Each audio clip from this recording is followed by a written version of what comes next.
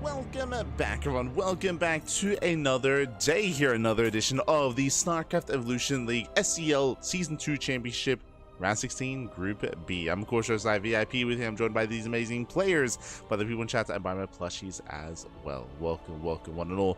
We just wrapped up with Group A yesterday. Group A was yesterday. We were able to feature some amazing players like Tasia, players like Mana, and here tonight we're able to jump into Group B. Oh boy. Here we go. Here we go. Again, welcome to StarCraft Evolution. SC Evo is not StarCraft 2, it is a StarCraft 2 mod, which does put together Brood War and StarCraft 2 against each other in a 1v1 format. And here we are with the Round 16 group stage.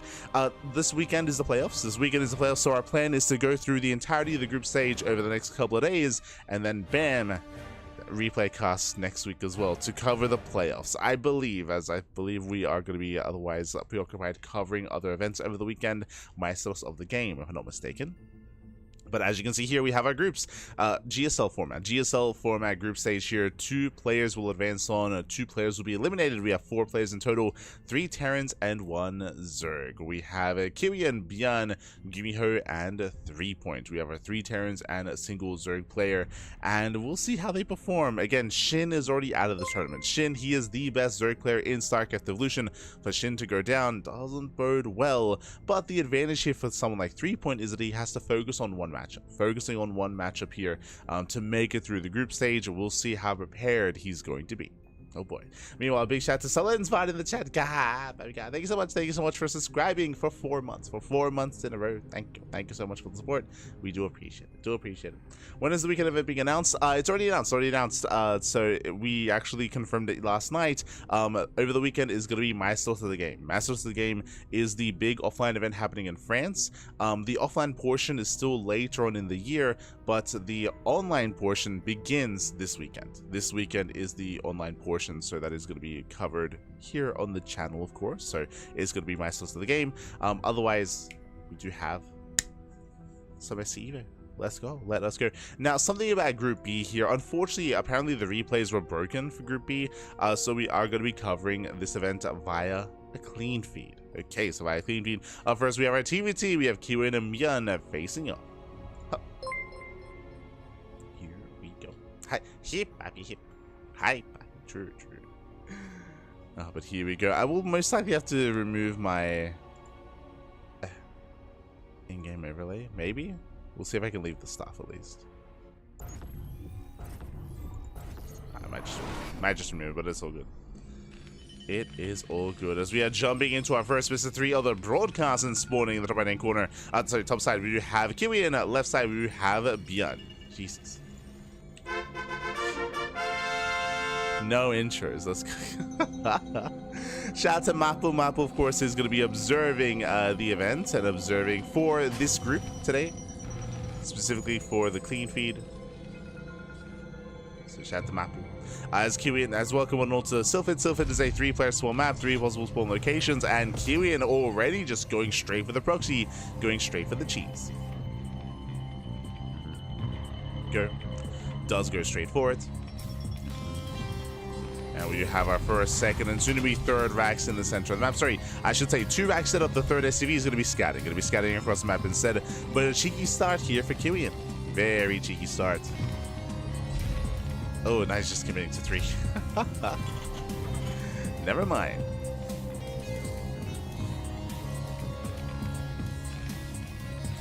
Yeah, it does commit to 3. ByuN back at home. He is likewise also setting up defensively. And we have our 3 racks on the way. Bearing in mind that ByuN, he has not gotten any gases, so this is just going to be proxy 3 racks mass marine. Does confirm ByuN did go for a faster CC, of course. Did go for a racks expand. No, wait, no, CC first? Ooh, ByuN, he went CC first. CC first with a 2 racks follow-up, which means ByuN is vulnerable, which means ByuN, he can pop off. Yeah, he can pop off. As ByuN has nothing. he has nothing to defend. He has no Raxes. The Raxes are still on the way. Boys are being pulled, and this might just be a build order win for ByuN. It takes down the SEV. From here, moving further in. getting on top of the production. Boys are being pulled. ByuN, can he pull off this defense? Yeah, the bunkers, they should not complete. Yeah, they should not finish. We do have one Marine popping out. Let's go. We got the one Marine. I started stepping, picking up more workers. Bunkers almost complete here for ByuN. Just came for the production. And there should be no defense here. Like, ByuN should not be able to survive this. GG gets caught, and ByuN with the hard counter with the build order win. GG. GG, well played. Again, ByuN, he went proxy 3x mass marine, and we saw that ByuN went CC first. He went CC first into a delayed, or into a 2x follow-up, so he went for a very, very greedy build, and he got shut down. He got shut down then and there. GG, well played. Really bombastic start here for ByuN, and remember, it's a best of 3. One more game, it's over. One more game is all he needs. Ora más, papi, ora más. ByuN. Here we go. As game 2 is going to be on Holy World. Loading into a 4-player spawn map. There's going to be a lot to get into as quickly as we can. As in the bottom tank cooler, we do have the red Terran player. We have the red Terran. We have the Brutal Terran once again. It is ByuN. And then the top level we have for Shopify, ByuN. Good. Mapu, he doesn't even do the zoom. God damn it. No zoom, no nothing. Just straight raw player intros as we're going for another proxy. Okay, now this is a 4-player spawn map, so 4 possible spawn locations. It is a bold move for ByuN to set up for another proxy here, but he does throw it down dead set in the center of the map. We'll see how committed he's going to be. Once again, 3 SCVs are moving out. It's going to be a little bit harder to scout, but remember, there are two possible spawn locations. There are 4 locations in total, but at the beginning of the game we do have pings to kind of narrow that down to get rid of at least one of the spawn locations. This time we do have, double gas opener out of ByuN. So ByuN, after game 1, he has learned his lesson. Here he's going double gas, faster racks, delayed CC. So ByuN is being much safer this time. ByuN is being much safer. So this is not a build or win this time. Like this is not a build or win. Here ByuN, he has the tools to defend. He has the tools. ByuN moving in with the SCV, and he will find his opponent. Checks the natural, goes further in, confirms the gas, confirms the racks, confirms that ByuN is not going CC first. Now ByuN, he's already committed with 3 racks, so we'll see what he does. He might not pull the boys, and he might expand behind this, but it is going to be more difficult to find damage here for ByuN. He's just pulling the boys anyway. He just pulls the boys. Boys are being pulled. As we mentioned, it's not going to be as potent this time. Can he catch at the first Reaper? Oh! Ooh. Doesn't quite catch him. Quick reaction there by ByuN. A very quick reaction. ByuN pulls away. Does pull away in time. Bunker is in production as well. The bunker should not finish. Marines will focus it down. He's getting his own bunker up and running. That's going to be a cancel. And he's getting behind the mineral line. Oof. Yes, he's going down. Mining's being denied. The Reapers, they can kite well. But what about the bunker? What about that bunker so far? Yeah, he's diving on the SCV. He's diving on the bunker. ByuN, can he let it finish? Can he finish it? It's close. It's so close. No. Oh, barely not. Barely doesn't finish, but he breaks through all the workers anyway. He's running out of Marines. Running out of Marines. Down to 2. And GG. He was so close. He was, what, like 2 seconds away from finishing the bunker. Barely didn't finish, and ByuN holds. ByuN holds. GG, well played, ByuN. He will take game number 2. We're going to the ace match. GG. We're going to the ace match. Again, he was so close to that bunker. It was so close to finishing, but alas, barely did not. And with that, we're going to game 3. Going all the way to game 3.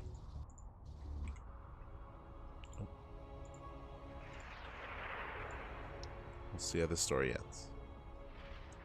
As game 3 is going to be on Vermeer.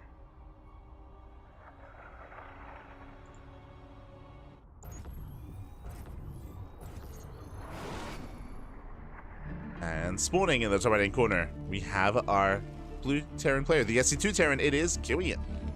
And in the bottom left, we have the Brood War Terran player. It is ByuN for Shopify.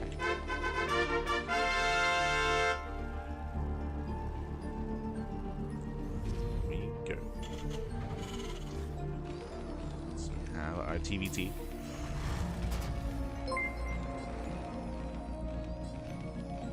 And for the first time, ByuN forced to play SE2 Terran instead. Meanwhile, big shout out to Blarg in the chat. God, thank you so much. Thank you so much for subscribing for a year of support. Este Blarg. Thank you so much.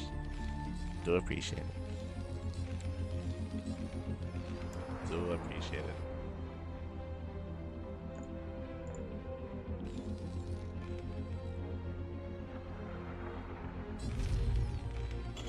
As ByuN does open up CC first.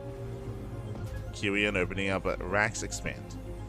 So we have ByuN being a little bit greedier here, being more economic. Meanwhile, we do see ByuN going for more of a standard opener instead. So we do have a bit of a divergence coming into Game 3. So far, this has been a really fast series just because ByuN has proxied every game, but not this time.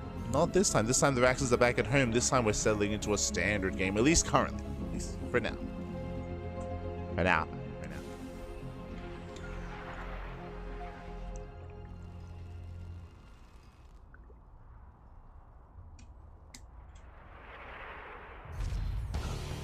Go.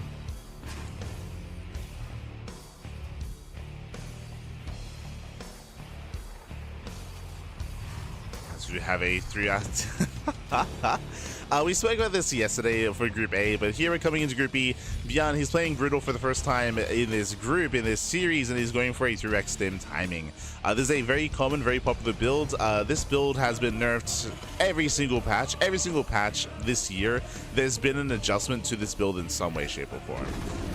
When it comes to nerfing the healing rates of the medic, when it comes to increasing the attack priority on the medic, when it comes to increasing the academy build time, increasing the resource time on stim, increasing the Rax build time. Like there's been so many changes made to this. Despite that, it's still quite prevalent, of course, in the meta, still quite prevalent in StarCraft Evolution, and we're going to be hitting a very strong stim timing. So right now, ByuN, he's building up his Marines. There's the Academy. The Academy is on the way. From here, we can get into stim. Ooh, as the Reaper does go down, the ByuN does mess up, and ByuN is going to be getting across the map with Mass Marine with stim with a hefty bio army. We'll see if ByuN can hold his own. Now, a very common reaction to this, as we have a second factory to go into Hellions. Yeah, to go into Hellions. Hellions can honestly trade quite well against Bio. So we have Mech out of ByuN. And there's that stim timing for ByuN.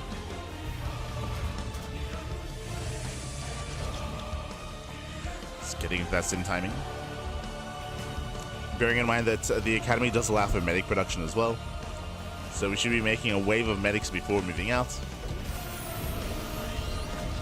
And you can see ByuN is scanning. Yeah, ByuN scans top left, ByuN scans top right. He finds his opponent. The scan does reveal one factory. Ooh, I think just barely revealed the other as well. Yeah, he sees. He sees the second factory. He knows. So ByuN is fully aware of the mech. ByuN, he's going to be able to set this down. You can see already. Yeah, the Hellion shots are going up, softening up the bio. Does soften ByuN up. ByuN making use of the tall grass.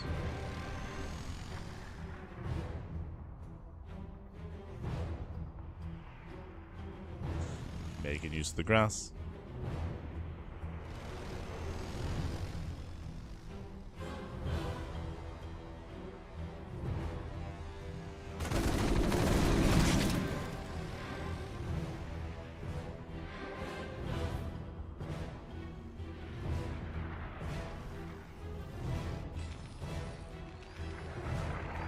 And you can see that ByuN doesn't commit across the map. He's just building up into a longer game state. We have tanks on the way. We're getting to further upgrades. ByuN, he refuses to move out outside of making use of this high ground. Just so we can try to take a better fight.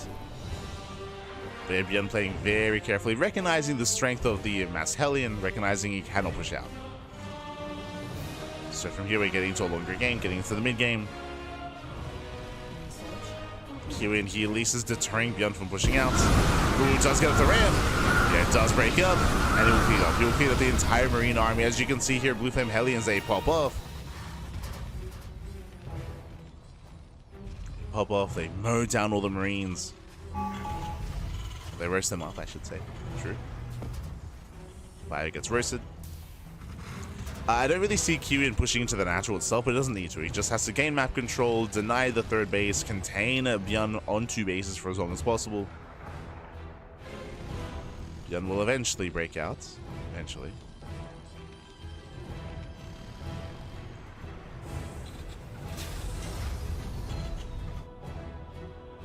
Ooh, and ByuN is going for a double starport. Okay. 2 ports on the way. Curious if he tries to go into Wraith, but triple start. Oh my god. Are we gonna go into Mass Wraith? I'm thinking Mass Wraith here. We might try to make our way towards something like BCs, but the options are limited here for ByuN. What's it gonna be? Like, he's not getting triple starport to make dropships. Like, that's not happening. Yeah, there we go. The control towers are on the way.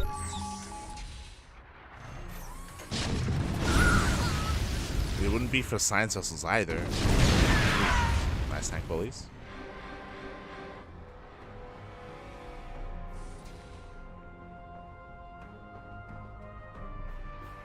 And there it is, triple Wraith. So again, Wraith, they have their place in this matchup.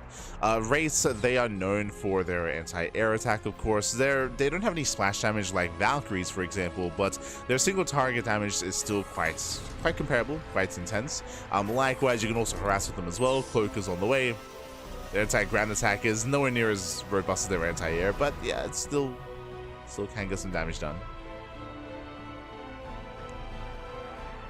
So ByuN going for that air control.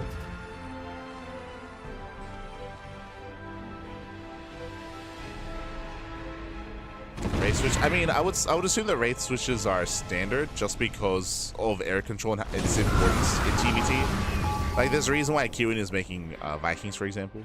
Right, like Vikings are on the way. If the game goes on any longer, it can turn into BC versus BC. We get into the super late game.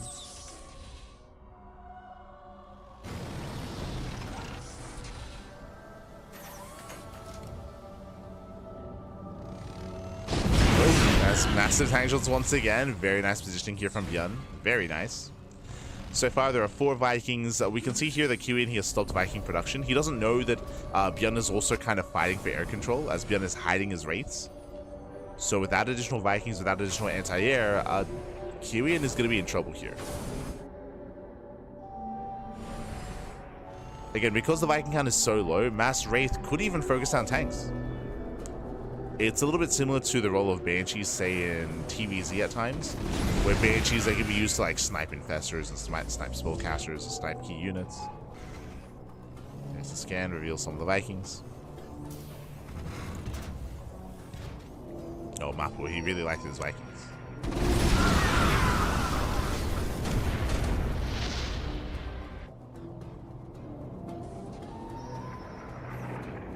Here we go.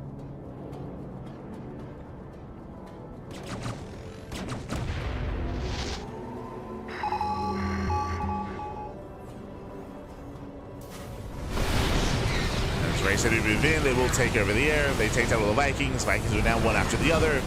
And from here, there's nothing that shoots up. And nothing shoots up. Does focus on the SEVs, gets one of the tanks. And that might just be game. That might just be game here. Again, there were only 5 Vikings. GuMiho didn't know what was going on. Torrent saved to finish. But a strong play here for ByuN. Gets another tank. Gets another tank. To respond, GuMiho is going into Cyclone production. Cyclones are on the way. No Vikings.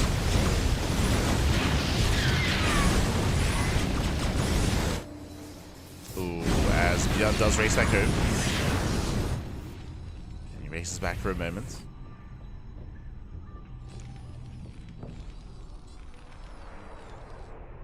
But again, it was a strong play. He got a good amount of tanks, got a good amount of SCVs.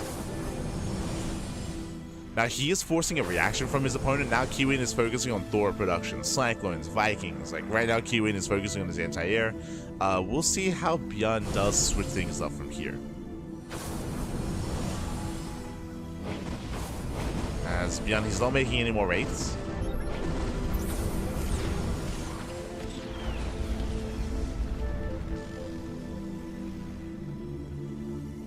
This is the is this the Protoss theme? Right?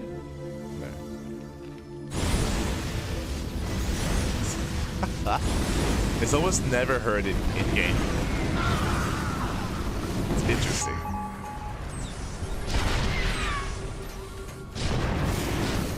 No Protoss theme. As ByuN, he does try to step in, he does break through the tank line. Yeah, he does avoid it. He avoids it, heads straight for the natural base. ByuN out of position, and SCVs are going down. Ay, ay, ay. ByuN, he was not set up.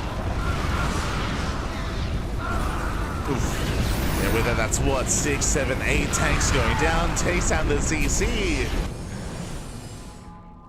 And ByuN, he's being pulled apart. He's being torn apart. Oh, Grace is being thrown away. Less than ideal.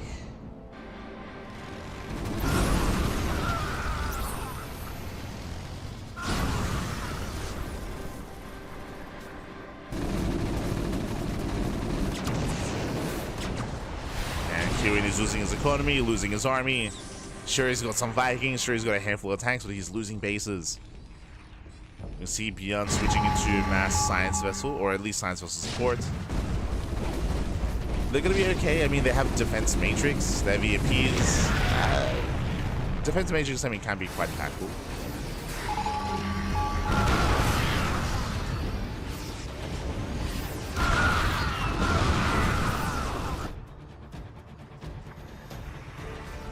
True, can irradiate the Hellbats. True, true. Cap.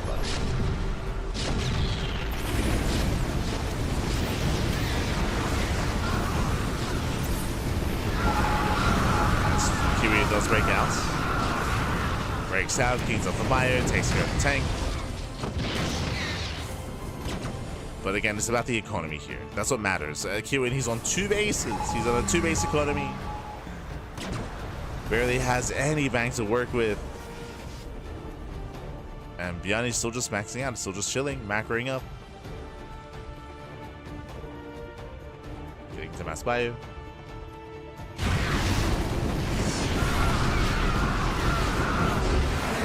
GG, well played. ByuN, he will claim the series 2-1, catching ByuN with his pants down and claiming the series. GG. Whew. GG, well played. Again, a very cheeky move here by ByuN going into the Master Wraith. We saw that even though ByuN did have some blind Vikings, it was only 5, and again, he never scouted across the map. He didn't know that ByuN was going for those Wraiths, and with that, ByuN was able to not just kill SCVs, but also break through that siege line, ensure that the tank count was very low, which allowed for the mass bio to break through later on. It allowed for that to happen, it allowed for him to break that natural base and go for the kill. GG. GG, well played. ByuN, he does claim the first series, and with that, we have our first player making it through to the winners match. Meanwhile, we have another matchup ahead of us here. So again, this is a GSL group. We do have the first match wrapping up. Up next, we do have a 3-point versus a GuMiho. Oh boy. Now, I'm really excited for this one just because GuMiho is a fresher face to StarCraft Evolution. Whether it's a good thing or a bad thing, for this event, a bunch of top SE2 Korean players were invited, players that don't necessarily play StarCraft Evolution. The 3 players that come to mind are Rogue, Cure, and GuMiho. Rogue, Cure, and GuMiho. They were invited. They don't play StarCraft Evolution at all on a regular basis. Then like ByuN. Like ByuN actively plays, right? Players like ByuN, players like Shin, players like Classic. The 3 that I just mentioned, they actively do play the game. They actively well versed in the game. Meanwhile, GuMiho, Cure, and Rogue, less so. Right, they don't really play on a regular basis. They don't really keep up with the patches. They don't really keep up with the meta. They're not as ingrained in StarCraft Evolution. So, because of that, how are they going to perform? That's what I'm here to find out. That's what I'm excited for. Now, they're good enough to make it through Group Stage 1. True. They made it through Group Stage 1 into Group Stage 2, so they have that going for them at least.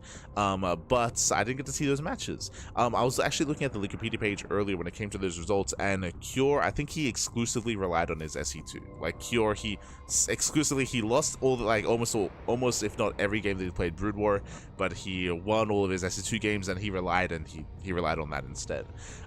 Here for GuMiho was mixing in Brood War. He was mixing it in, he was playing it, he was winning games with it as well.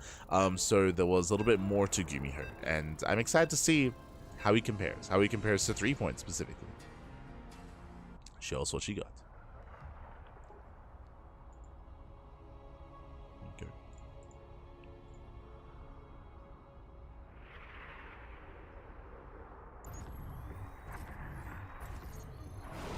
As we are getting into our fresh best of 3 and spawning in the bottom right hand corner of Pylon, we have the South Korean Terran player. It is GuMiho. And in the top left, we have the South Korean Zerg player. The Brutal Zerg, it is 3point. Ay, ay, ay. No chill. As GuMiho is going to be opening up back at home, they'll send out an SCV across the map. Oh. Hello. Esther GuMiho. Does veer off towards the left-hand side. Interesting. Sends out a second SCV. Okay, we're going for the proxy Raxes. We're going for the proxy Raxes here. We are going to be opening up a very cheeky start. The Rax has been thrown down. He's not just getting one, he's getting two. Two Raxes here from GuMiho.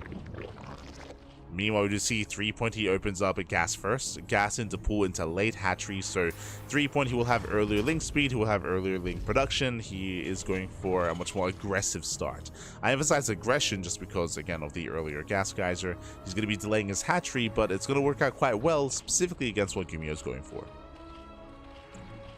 So is this almost like a hard counter for 3point? 3point, he should have the tools to defend.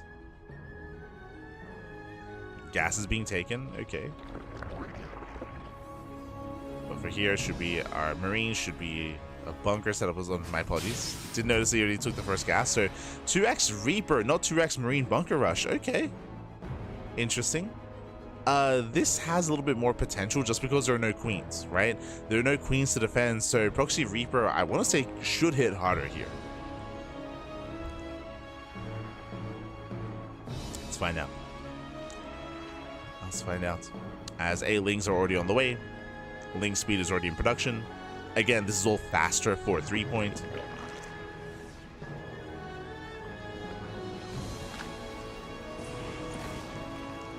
Reaper pokes in, Lings out of position.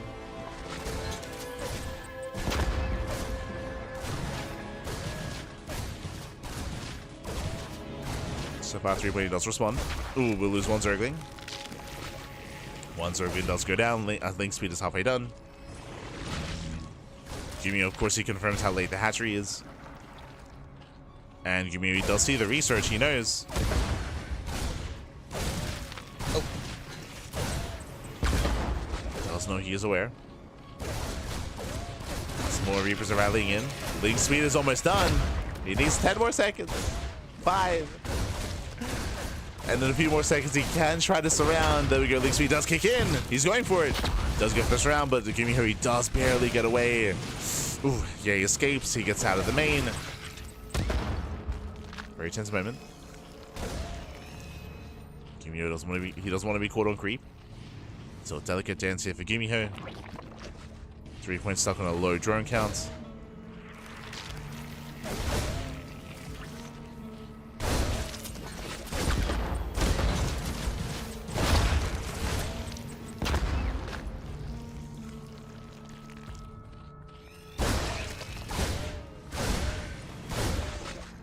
This is getting out of hand. The Reaper count is getting very high. A lot of Zerglings are getting picked up. One Reaper finally goes down. He gets one, he gets two.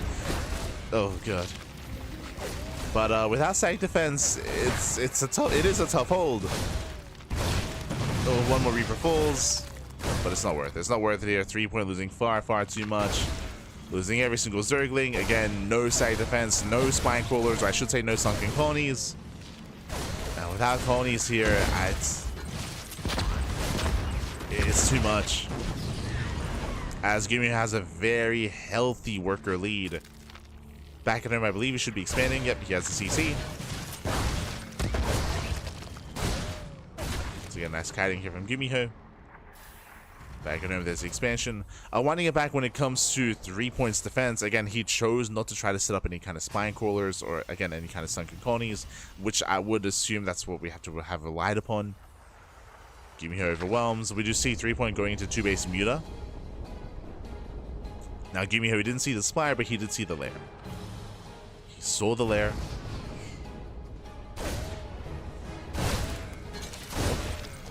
As we do have a couple of Hellions as well. Hellion shots going up. Nice round on 2 of those Reapers.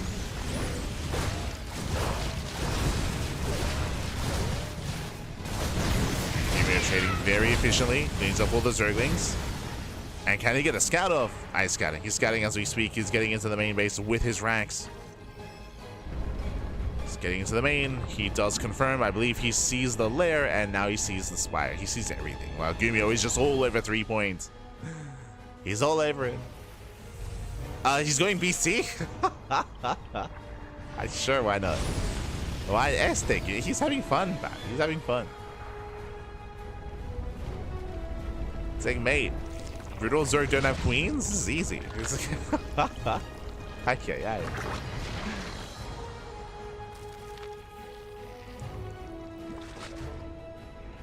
As 3 point is supply. He's supply block. No, 3 point is supply block. That's why there are no bees in production.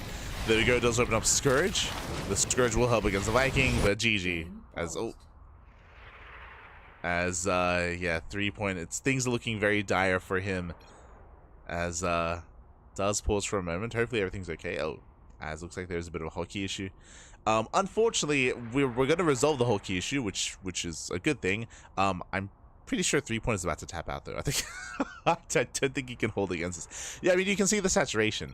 3 point, he has no saturation at the natural. He has 2 drones at the natural base, I should say. Hellion's about to move in, and GuMiho. No. Everything's falling apart. 3 point, he has no hotkeys. GuMiho is lacking out. Oh no. Esther GuMiho. Stay with us, Pappy. Stay with us. So good. So good.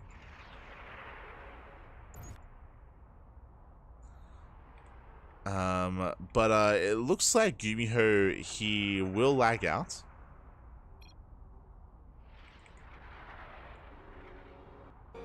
Yeah, he does lag out. And 3 point, he says that GuMiho wins. Okay. So 3 point, he says that he was gonna GG anyway. So with that, GuMiho, he does take a 1-0 lead. He does lag out at the end, but 3 point's like, hey, he won the game. It's fine. So thankfully, we're not gonna like resume replay just to play for like 3 seconds and then end it anyway. So with that, GuMiho, he takes the lead in the series, and now we're getting into game number 2. Gonna be loading into Maganatha. Let's go. Here we go. And yo, shout out to Paul the Dutch in the chat. God, yeah, thank you so much. Thank you so much for subscribing for 3 months. For 3 whole months. Thank you. Thank you so much for the support. As in the bottom right hand corner, we do have 3 points. In the top left, we have a GuMiho. Let's go. Again, GuMiho, he's up 1-0. As you mentioned, yes, GuMiho did lag out at the end, but he was winning the game. And 3 point, he did tap out. He did give the point to GuMiho.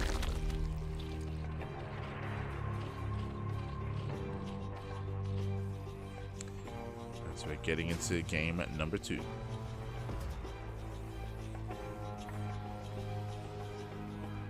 From here, it looks like 3 point, he has decided to stick with a Brood War Zerg. So sticking with Brood War Zerg. And GuMiho is going for a standard opener. Doesn't go CC first.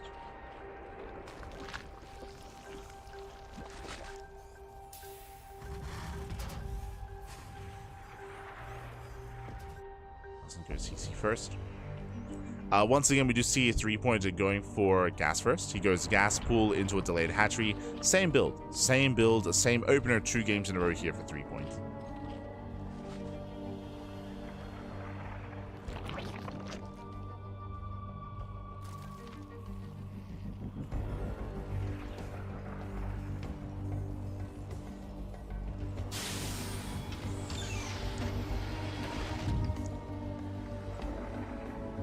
build.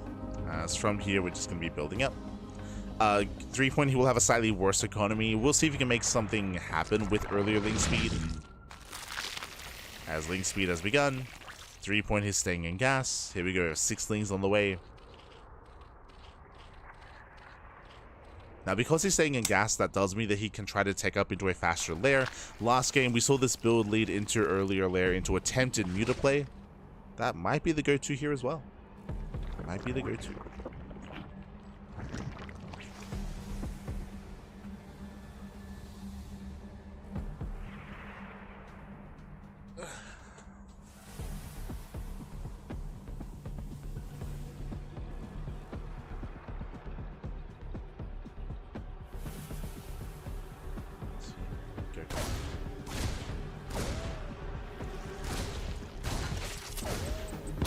Reaper does break in.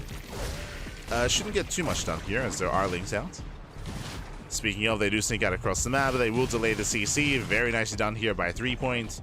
And there's the lair. As we mentioned, because he's staying in gas, there was a high chance of going into a lair and high chances going into mutas again. So the same build 2 games in a row from 3-point, but this time he actually gets into his build. This time he's allowed to do so. Gets an CV, but the command center is done.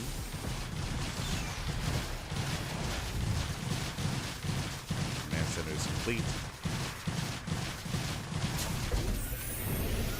Just lift. Ooh, and GuMiho is gonna mech it up. Okay. Getting into a second factory. Now, I'm a little bit concerned with GuMiho. He's gonna be going into Mass Hellion initially, which can work wonders. Oh, he went 3rd CC. Jesus, he went for a 3rd CC before second factory specifically. So quite a greedy build here from GuMiho. Unfortunately, his anti-air is going to be very limited, right? Because he's not going into Bio, that means there's not going to be any Stim Marines. The best chance he's going to have is getting into Cyclone production, but for the time being, is focusing on Hellion. So I'm very concerned here. As yep, there it is. There's Spire. As we mentioned at the beginning, this is the same build 2 games in a row. So 3-point is going into mutas. Or at least he's hoping to. GuMiho still has no idea. GuMiho is still in the dark. Despite this being the same build, GuMiho, he didn't scout across the map. He's not aware of the lair timing. The add-on swap, and are we going into Blue Flame or Magfield? Ooh, okay, Cyclone should be going to Magfield Accelerators. If he does continue Cyclone production here, he will have a defense for the mutants. There it is. Whew, okay. Will have a defense.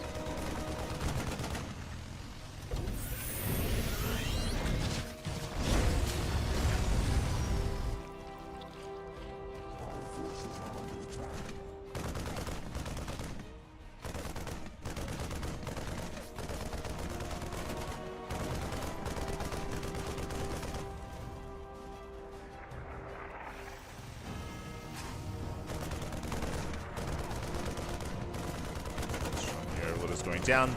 We have 7 mutas on the way. They will gain map control, and they're ideally going to keep GuMiho busy. They shouldn't kill, but they should at least contain. I say that, actually, 3-point is that much more committed. He has not expanded. Very late 3rd base for 3-point. So these mutas have to do that much more. That's to make up for his lack of expansion.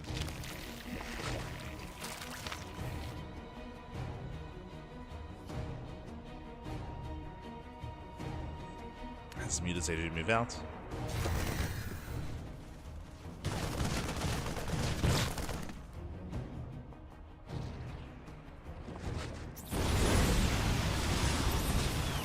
And mutas are revealed. They down to the Cyclones. They get 1. There's only 1 Cyclone left. And they should get the other. Nice cleanup. And nice cleanup here from 3-point. GuMiho, he will lose everything. Again, I was favoring GuMiho defensively, but alas, he will lose everything. And back at home, his army is reset. He's fully walling up. His 3rd CC is going to be denied. And 3-point. He might just nibble from here.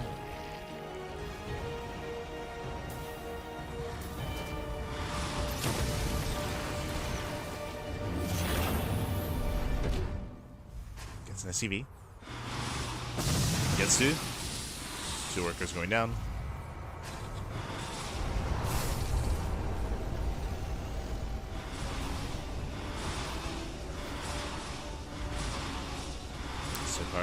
holding his own. But he will lose control of his third. Now finally, 3 points expanding. He's getting up to 15 meters.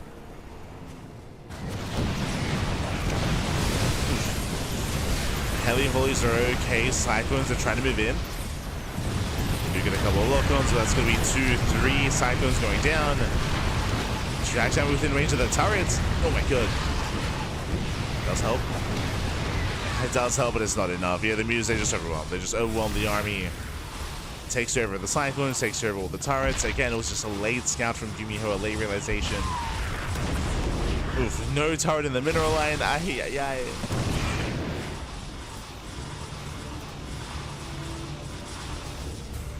No turrets. And with that 3 point, he's done it. At this point, he's done it. He just came to the production, takes down all the tech labs.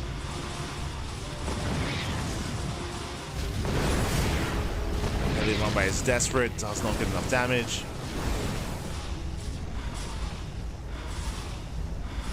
That's 3 point even going for the factory, Jesus. Yeah, the boys being forced to be pulled.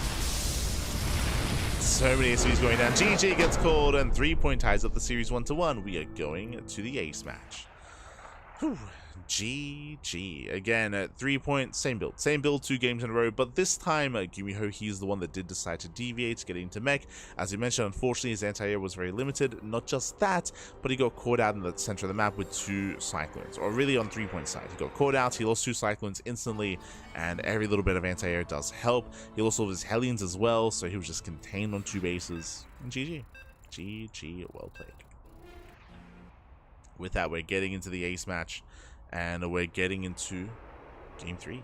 Game 3 is going to be on Sylphid. Now, again, it is going to be a loser's pick. So we'll see what GuMiho goes for as we load into Sylphid. And this shouldn't be a surprise here. Spawning in the bottom hand corner, we do have our Brood War Zerg player. It is 3 point. In the bottom right, we have our StarCraft 2 Terran. It is GuMiho. So here we go, and again, this is what I assumed. When it comes to specifically GuMiho, Rogue, and Cure, I'm expecting them to pick StarCraft 2 at any chance they can. Any chance they can. Just because they are less experienced in the mod.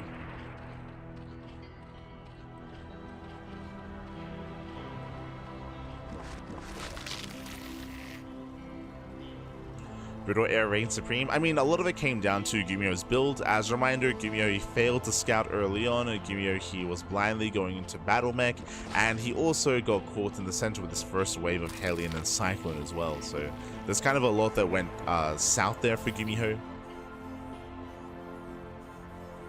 Oh, as we're going to be opening up 2-Rax Reaper. Okay, let's go. I'm here for it. So 2-Rax Reaper out of GuMiho, no proxy. Now this is a bit of a cheeky start just because we're on a 3-player small map, so we'll see if he can catch his opponent with his pants down. Meanwhile, for the first time, hatch first out of 3 point, I believe. Or was it gas hatch? Regardless, it was a hatchery before spawning pool, which has never been done in this series yet, up until this point. You can see Mapple pointing it out. So again, this time a 3 point is going for a bit of a, I say greedier, I would say a more standard build.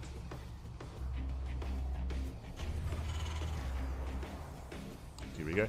Wasn't it 10 meters versus 4 Cyclones? It was 15. It was 15 meters.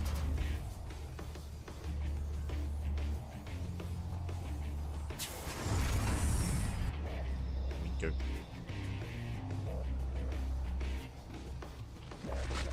So from here we are just even getting a macro hatchery as well. 3 point, he does scout. He is now fully aware of the initial opener. He's aware of the 2-Rax Reaper. Link speed has begun. Remember, link speed is going to be later compared to last game.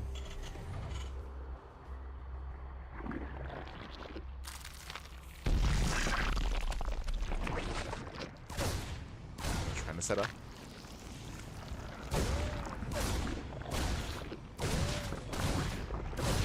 Okay, he shouldn't lose the Reaper.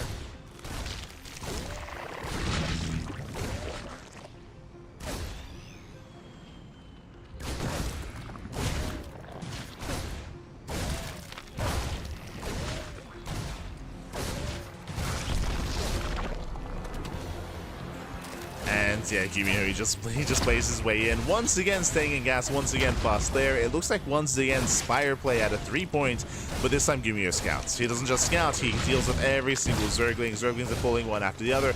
Did he cancel Link Speed? He canceled Link Speed for the lair. Ay, ay, ay. That was a bold move out of 3 points. As he will lose every Zergling. He should lose every Zergling, and the boys are being pulled to defend. Ay, ay, ay.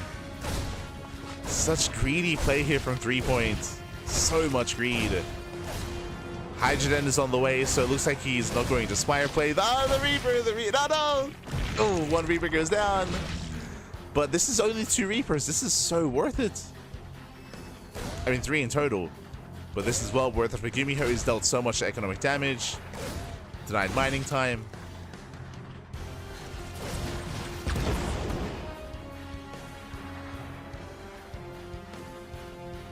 Yeah, and with that now it restarts Link Speed. So Link Speed is being rebuilt. And we have the lair complete, and lurkers are on the way. Now, a couple things here. One, GuMiho had a really strong start. He picked up a lot of lings. He also denied mining time and picked up some drones as well. And more importantly, what did GuMiho see? He scouted the lair. Now, he doesn't know what the lair is for. He might just be thinking, hey, you went 2 base Muta 2 games in a row. You went 2 base Spire 2 games in a row. You're doing it again. He might be thinking that. We can see, of course, is going to be lurkers. That might catch him off guard. We are going for an earlier stim timing, but it's, I mean, lurkers are going to be ready earlier here. There's not going to be that many lurkers, but they will be ready. Now, his 3-point is he one to hold position lurker? Are we going to hold position back? Gibbs. Go. He's going for the all-in. You can see 3-point. He's not droning. He's not droning. He's cutting workers early. I think this is a variation of the Su build. If you remember, Su when we featured Su in his show matches in StarCraft Evolution, he would also go for this kind of lurker rush. We saw it a lot on Troy, if you remember. Here we go. Lurkers are revealed. The Lings, they're gonna try to get him in for the surround. But he gets away. Yeah, the Marines, they do step away. The surround fails, but there are 4 lurkers. Protection not yet available. And even then, the choke point is working against GuMiho. Choke point working against him. 3-point rallying everything kind of across the map. He does supply block GuMiho. Hides back. Nice tank position. There's a scan. Oh my god. Brutal lurker shots. 3-point, he does try to pull away. We'll lose 1 lurker. 1 lurker goes down, 4 left. Every lurker counts.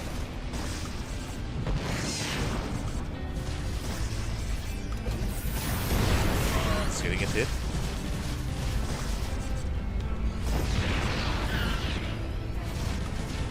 Lurkers, they do bar in the mineral line.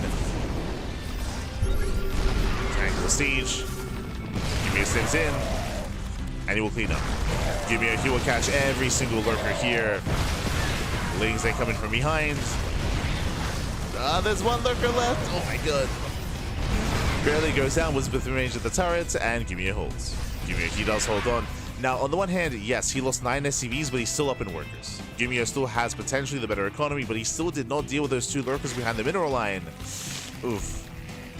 He didn't deal with the lurkers.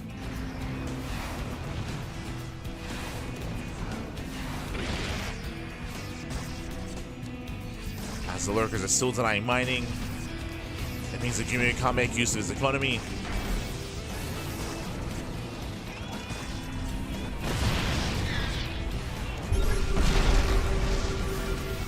There's the scan. Nice red. Lurkers ain't coming from behind once again. They're going to be dealt with. That turret is doing so much work. The MVP turret.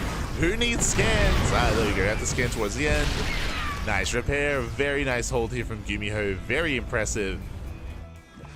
And GG. GG gets called. The all-in fails. And GuMiho, he will take the series 2-1. He will advance on to the winner's match. GG. Whew, GG, well played. Again, very impressive defense out of GuMiho. Again, that turret on the right hand side just paid off so well. We saw time and time again, 3-point, he was trying to be cheeky. He was trying to distract the ByuN army and get on top of the tanks, but every single time he tried to, again, the tanks, they had vision, they had detection, they were able to deal with those lurkers, shut them down, and GG. GG, well played. GuMiho, he will claim the series, and we are now getting ready for our winners match. Oh boy. I mean, again, I say MVP turret, also MVP 2x Reaper opener as well, was able to deal a lot of damage, was able to scout. Again, GuMiho, he had a little bit more information than previously, that's what was going on. So GG. GG, well played. And with that, we're getting ready for our winners match. It's going to be a TVT between ByuN and GuMiho. Let's go. Bearing in mind that if you're a fan of 3-point, he's still in the tournaments. 3-point is going to be going up against ByuN in the elimination match. That'll be later on in the broadcast. Will be later on.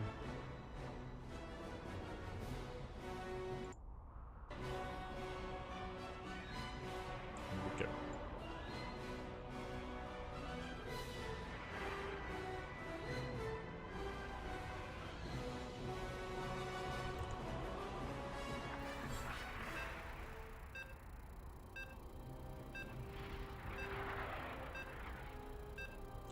Oh, and here we go. Looks like we have our fresh best of 3. We have our fresh best of 3. We're going to be loading into ByuN as we jump into ByuN versus GuMiho.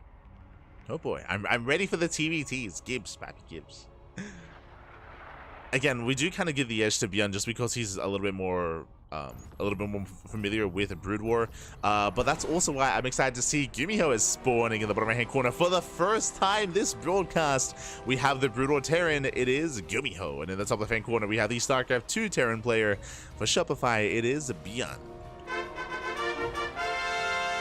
Let's go, baby, let's go. What I mean by that is that GuMiho, he has relied on StarCraft 2 Terran the entire previous series, but now finally embracing a Brood War Terran. Show us what you got. I'm ready for it. Let's go. I'm ready for it.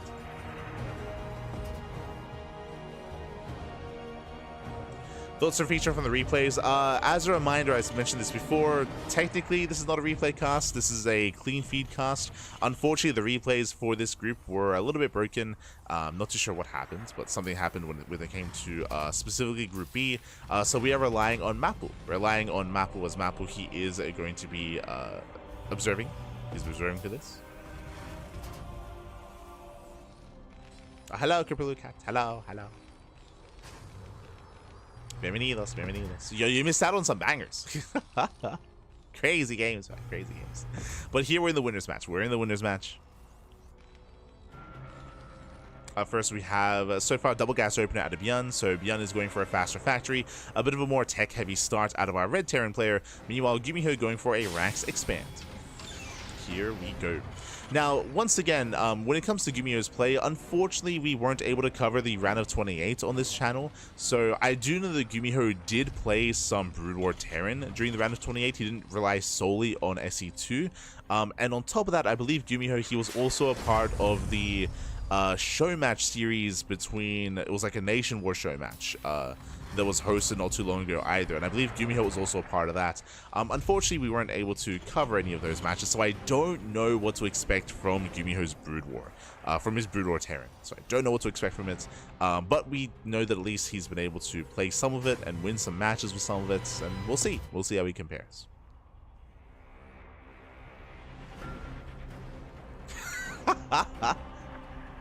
You're like, wow, that model looks really good. I wonder who made that one. wonder who made it. I wonder as well. True. I think it was Patches. I think Patches made the. I think he made the Rex, right? Cap.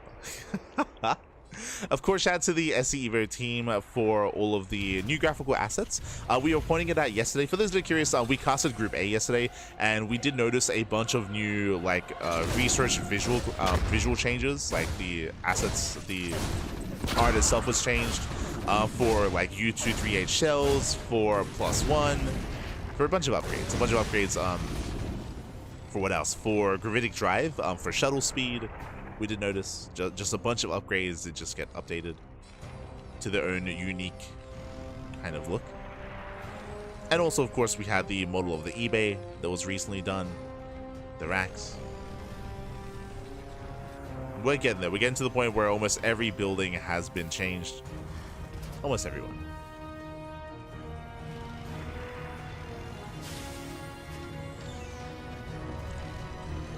I think we're still waiting for the factory and maybe the starport. We're waiting for a couple. Yeah, the factory, the starport. We're getting there. We're getting there.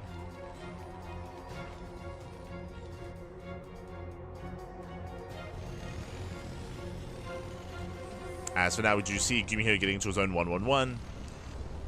And actually going into Cloak Wraith. Okay. Getting into early Wraith production. Cheeky start here from GuMiho. Is a cheeky start. Nice pick up here with the Cyclone. Gets a Vulture. Vulture goes down, and we're making the assumption here that GuMiho is going to be switching into mech. I mean, hey, if he does it in StarCraft 2, he'll do it in Brood War. True. You know, ByuN dropping into the main base. We'll see if we can get a scout off. Does confirm the machine shop researching. Does confirm the tower as well. Yeah, he sees. He sees, he knows. Spots the Wraith, and he will focus. No, no, no! Oh, the Wraith falls. Massive pickup. Takes down the Wraith, and he does scout the research, does scout Cloak. So a big moment here for ByuN. He sees everything he needs to. Back at home, he's already got a Raven on the way, researching Interference Matrix. Again, a higher chance is going to be a mech follow-up. So he is getting ready for it. I mean, the racks gets thrown away, so there's no clearer sign that it's going to be mech than this. Unfortunately, GuMiho is going to have to rebuild that racks. Remember, that is a prerequisite for making a factory. Oh. So that's going to be a little bit awkward. Racks is shut down. GuMiho is still making more rates. Getting a third CC. Yep, there we go. Rax is on the way. He has to rebuild that. And so far, ByuN is looking comfortable. Looking very comfortable.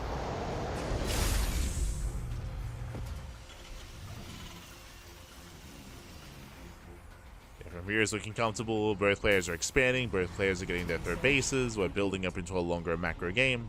The Wraiths, they do slip into the main base despite being scattered out. There we go. There we go. ByuN does respond. We lose one SCV, but he takes down the Wraith. And so far, this Wraith opener has not been worth it. Not at all.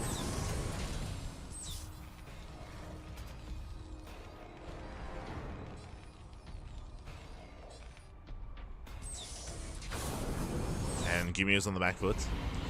Bearing in mind that Interference Matrix has been researched, so ByuN, he can break through the siege line. He has the Sables. He's got his Ravens.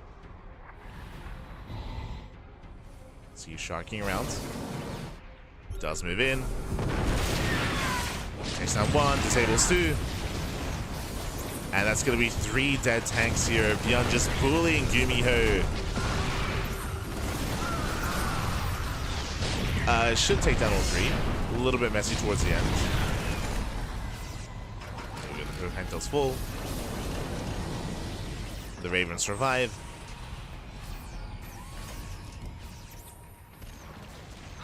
And from here, ByuN can just pull away, top up, heal up. There's no pressure, right? There's no pressure on ByuN. There's nothing rushing him. Race, say, get across the map. Okay. So he's falling. ByuN, he does turn around for a moment. But finally, they're getting some damage done. So we fire. There's going to be 6 SCVs. As we the race is so fast. We burn through 2 scans. One of the Ravens still gets away. The speedy boys, man. Speedy boys.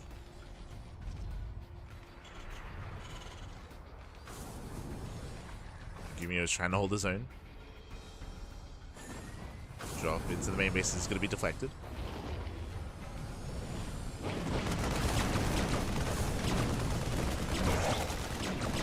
It's deflected. ByuN is moving out once again. Once again, he has regenerated energy here on these Ravens. He's ready for some more disables. And what is the tank count looking like here for GuMiho? That's the big question. How spread thin is he? Does he cancel? Does cancel the fourth.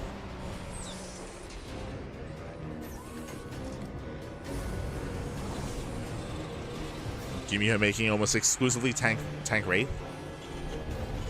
Just nothing but tank Wraith. Let's go. Ah, he's got a singular Vulture in there. Scan. Tanks, they're getting within range of some of the production.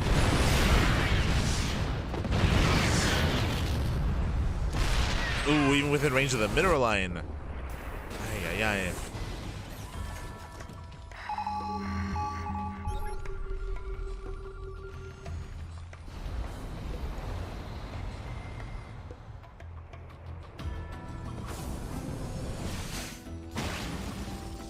Again, ByuN, he's just pushing his way in once again. The power of the Raven pack is pretty good. It's pretty good, especially when you don't have air control. I mean, it's applicable to SE2 as well, right? If you lack air control, if you have no Vikings, if you can't keep up with the air superiority of your opponents, then it's difficult to make a TBT work in your favor. The Ravens, they bully GuMiho back. Going for another tank.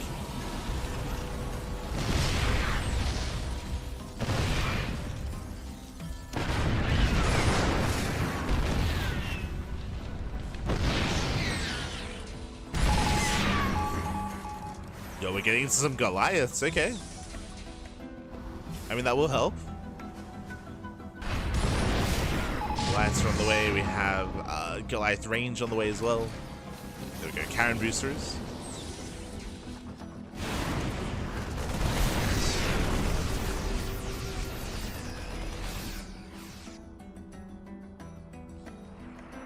As it's still going to take quite a bit to break these locations. Oh, maybe action.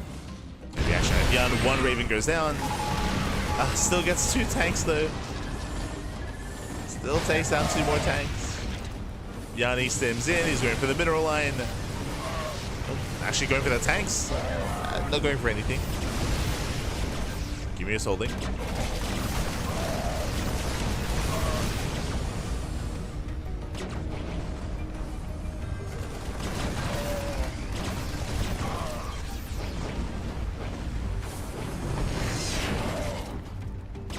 ByuN, his armor's going to be cleaned up. It's going to be a lot of dead Marauders, okay.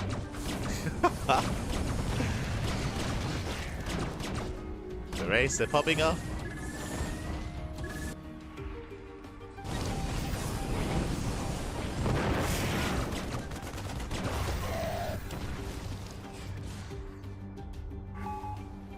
Nice, I mean, they're gaining value. Doing what they can. ByuN still has a better economy, but he has bled out quite a bit of units here over the past minute. Here, trying to recover. Diving on the Raven, takes it down. Raven falls. Takes care of the rest of the Vikings, if not every Viking. Nice clean up, and again, ByuN here overextended. He overextended, or I should say he just stuck around a little bit too long. He didn't reinforce his army. GuMiho is back in this game.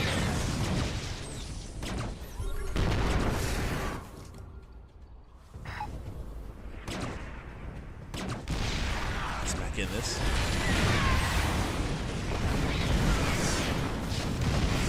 Goliath and clean up the tanks.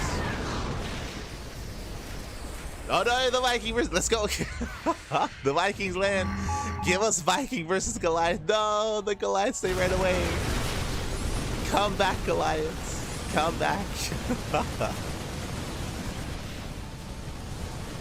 The Goliaths, I mean, they were all on red HP, so the Vikings would have won, but would have been fun to see. As ByuN, he gets into maybe GG gets called, just pulling GuMiho apart. GuMiho, he had 2,000 minerals, he had a bank to work with, but alas, he's torn apart, unable to spend it, and ByuN does take game number 1. GG. GG, well played. ByuN does take a lead in the series, and I think we can all hazard a guess here that GuMiho is going to get the hell out of Brood War Terran. It's like, get me out of here, pappy. Let me play SE2. We'll see. We'll see what he goes for. It is of course loser's pick.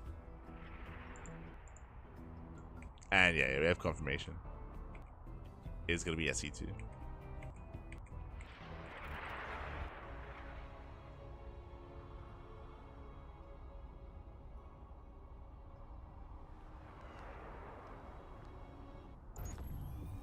Okay. So, but that tickles. I mean, they were killing the Marauders. Like they were dying. But here we go. We're getting into game number 2 and spawning on the right side of Sylphid. We do have GuMiho in the top side. We do have ByuN for Brood War Terran. Let's go. Let us go. Bearing in mind, this is a winner's match as well. The winner of the series will advance on to the playoffs. The loser will be knocked down to the decider match. The pressure is on, and we'll see if ByuN can show GuMiho how it's done. We'll see if he can show him how to play some Brood War Terran. Let's go. As we are opening up, and GuMiho, he does head straight to the center of the map. Straight to the center. To set up for the proxy. Okay, so proxy rack here from GuMiho. Bearing in mind this is a 3-player spawn map, so GuMiho, he's not actually 100% certain as to where ByuN is, but he will find him. Oh, ByuN going CC first? Uh oh. Not again. Not again, papi, not again. I'm getting ByuN versus Kiwi in flashbacks. Ay. Now, thankfully, it's not 2 racks. If this was proxy 2 racks Reaper, I mean, it would just be game. It is only 1, so potentially ByuN can buy time to get Marines, but yeah, we'll see how hard he gets punished. We shall see, but this is very similar to what we saw between Kiwi and ByuN earlier. GuMiho goes in for the scouts. GuMiho does confirm that ByuN is not bottom left. And now he knows. Now he knows, now he's aware.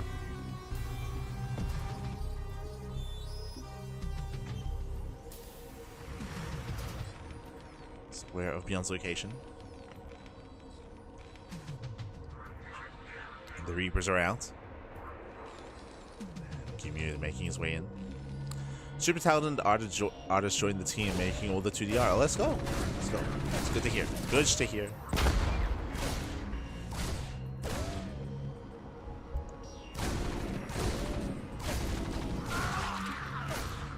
As Reaper goes in, takes out one of the Marines, but the Marines are getting up and running, and looks like ByuN is going for a 3x stim timing. It is his go-to.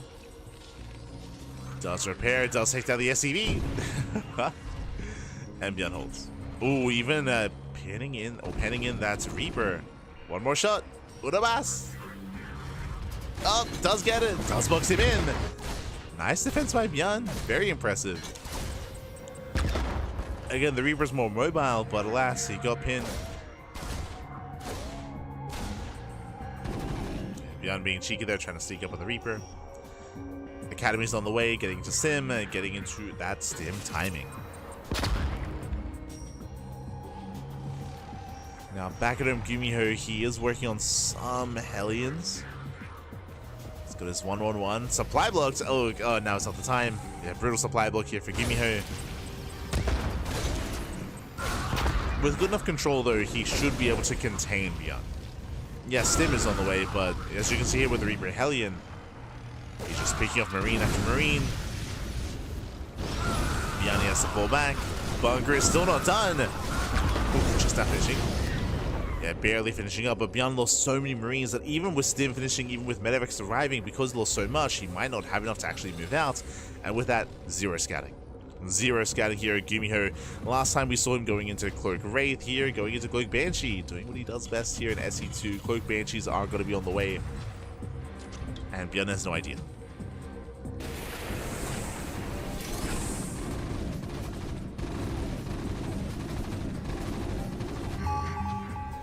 Oh, he scans though. He does scan just in time. I was about to mention how when it comes to When it comes to our Brood War Terran player, scouting is a little more limited just because there's no medevac drops, there's no Reaper play, for example, but he does scan, does confirm the tech, does confirm the research, and does know what's going on. Oh, hello. GuMiho sneaking into the main base, okay. He floats into the main, he's making Marines, and he's going straight for the mineral line. I want him to bank. I want him to bank up the Marines instead. Wait until he has like 5 Marines. Ooh, miscontrol out of GuMiho. The anti-timing 10 seconds before cloak. That might be why. GuMiho, he did lag out earlier against 3-points, and it looks like it looks like his ISP is struggling here. He lagged out against 3-point, and he might lag out here against ByuN as well. That also might be why the Banshee was thrown away as well, to be honest. I think that may be impacted by the ping, which would be unfortunate.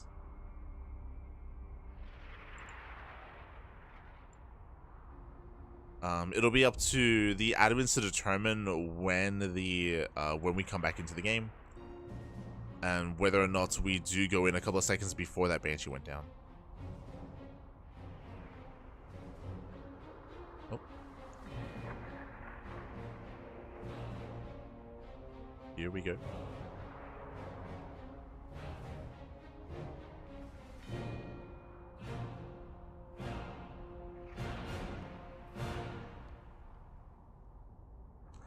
Oh, that's that. Oh, god. Ay. So apparently,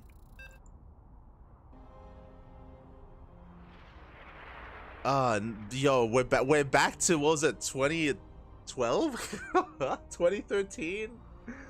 Oh no.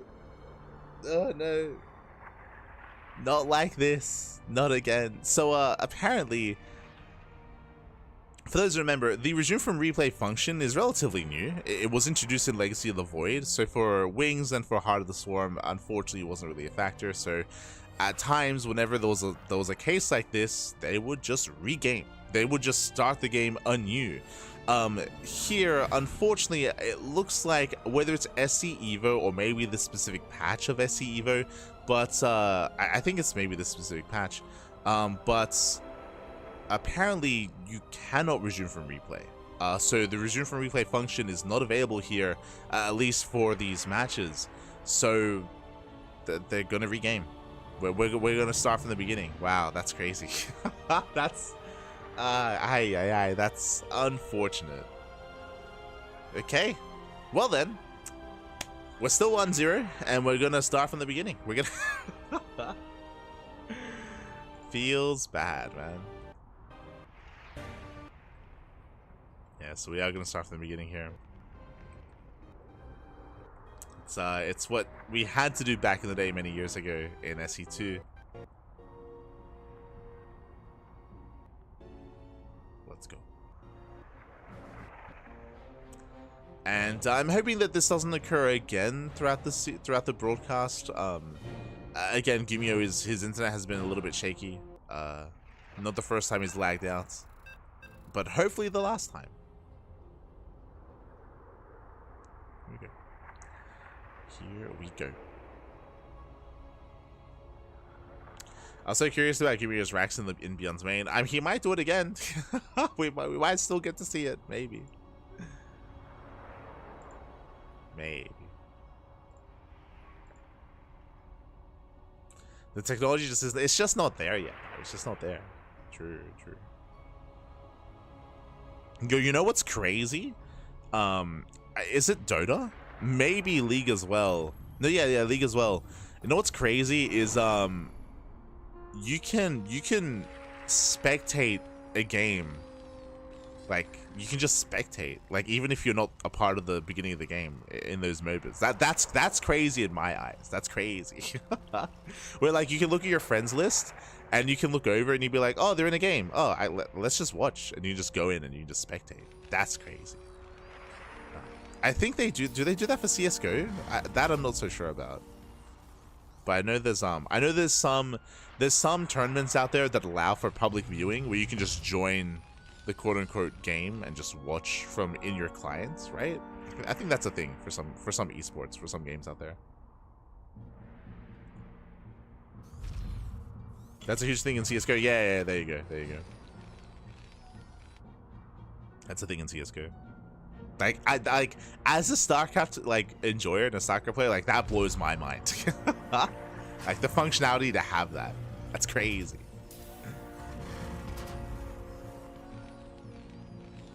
I know that for the MOBAs, there's like a 2-minute delay just so you can't cheat, right? Like, so you can't have like your friend join and then tell you what's going on. There's like an inbuilt delay for that sort of thing.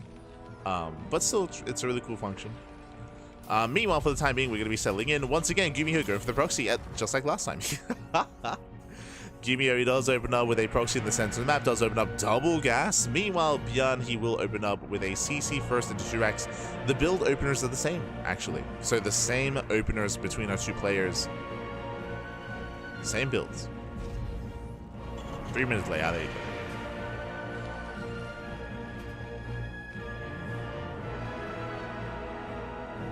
How many SE2 casters got caught out when the game started without them? Not a problem anymore. I mean, kind of. Like, again, like there is that inbuilt delay, so that will disrupt things, but it's better than nothing.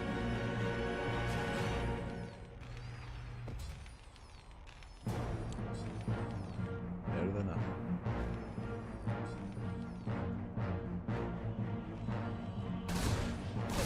You also skip along the timeline of the replay. It's crazy. As the first Reaper has arrived, so far going for the initial SV. Worker gets saved, and the Marine is going to go down. Gets one Marine so far, nice pickup. And we'll see if ByuN can replicate his defense from last game as we are setting up the bunker. And so far the Reaper does get away.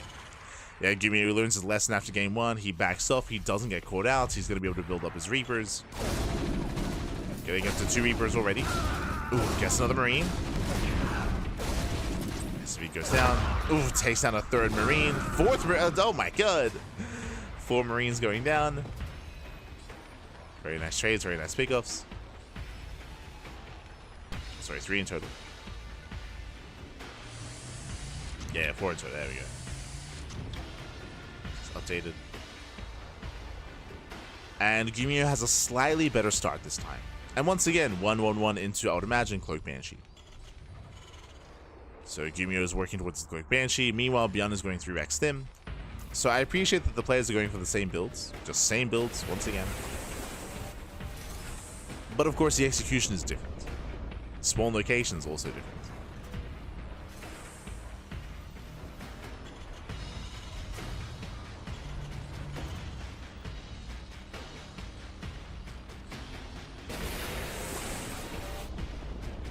Oh, he's doing it. He's doing it again. He's slipping into the main. He's sneaking into. It's just like game 1, but see, there you go. Just like game 1, kind of.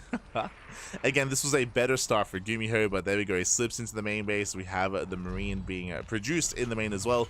Once again, I will reiterate that I do wish that he would bank up the Marines a little bit, build up a small squad, and then go in. But it looks like he's just rallying right into the middle line instead. Yeah, it just rallies right in. So there's less of a chance that he's going to get much damage done. Yeah, he just gets the scout. Just gets the scout, just confirms the build, it confirms Stim, and we'll lose the Marine. Lose the Marine. At the same time, Banshee does hit the left-hand side. ByuN is getting ready. Turrets are on the way. And this time the Banshee isn't just thrown away. And now we're back to where we were last game. Back to where we were.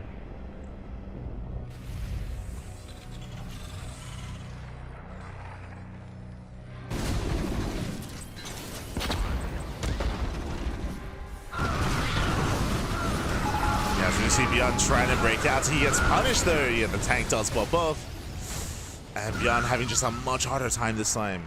Much harder time this game. ByuN bleeding out some fire. The boys are being pulled. ByuN trying to get on top of the tank. The tank did on siege though. GuMiho got away.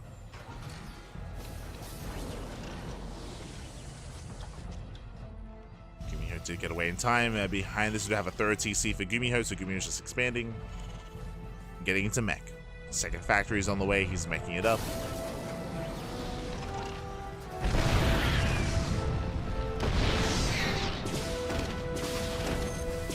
As again, ByuN is getting brutalized here. He's getting abused. Once again, cannot mine. No mining at the natural. Stuck on a one-base economy.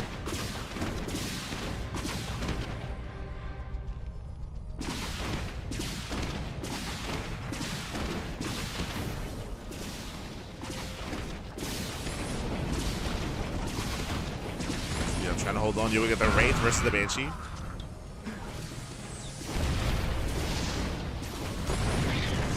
Will clean up the first Banshee, the second one does arrive.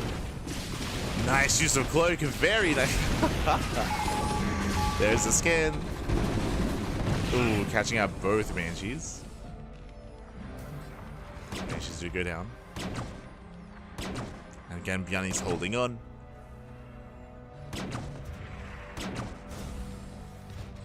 But again, this is just a really rough setup here. He's supply blocked. Go ahead. Now is not the time.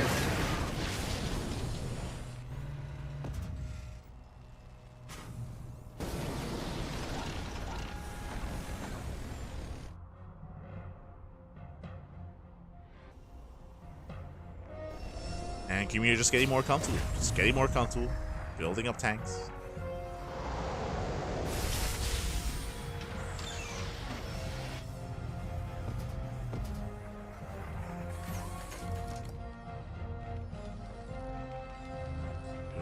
Tanks. We have macro accelerators on the way, plus on vehicle weapons. GuMiho is just getting secure. Let's see what ByuN can get done.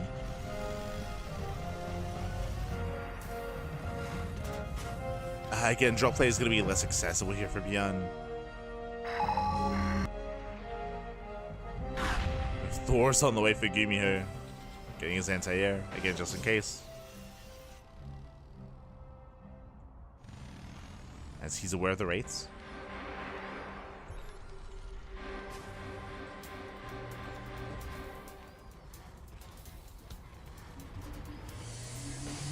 Doesn't want to be called out like ByuN.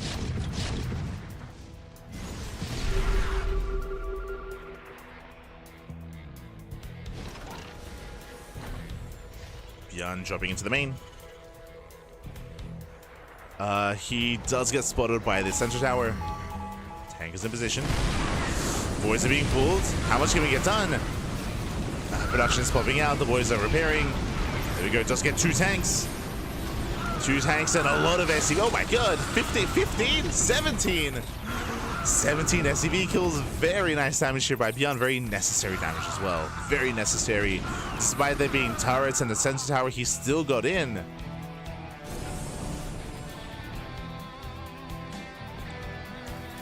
ByuN is not taking this lying down. He's fighting back. With that, he expands, claims his third base, catching back up economically. ByuN is catching up. Got a couple of science vessels.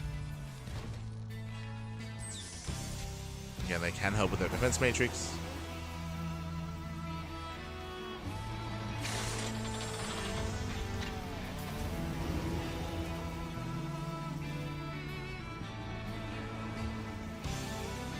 Oh, hello. As we have the setup here for some Thor drops. Okay. It's very late, so later Thor drops here, but GuMiho is going for the mineral line. He's going for the natural. GuMiho.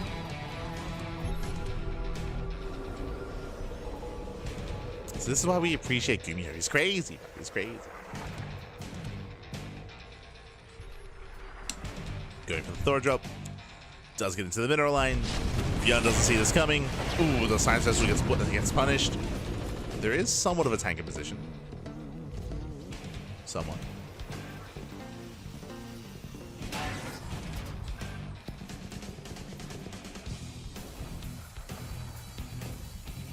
The tank is in position.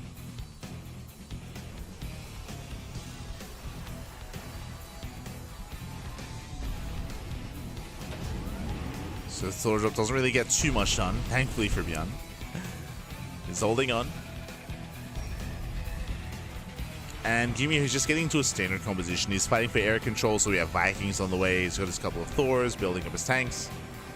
I'm curious to see how ByuN will try to approach this. It's not going to be easy going head-to-head here against Mass Mech. There's a defense matrix. Not really going to come into play, but there we go. Ooh, it tells right off the ramp. He gets punished for it, though. Yeah, Marines get thrown away. ByuN not achieving too much yet. Does the nice mining. Defense Matrix does last a very long time. As he's trying to edge his way forward.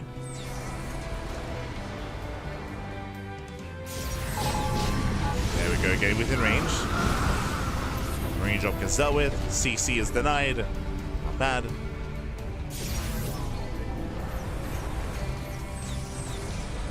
Oh no! Ooh. Yeah, science vessels, they cannot get close. The anti-air it's just not there for ByuN. Honestly, if GuMiho wanted to, we could see a fusion core. A fusion core into BC. I wouldn't be opposed to that. There is an opening.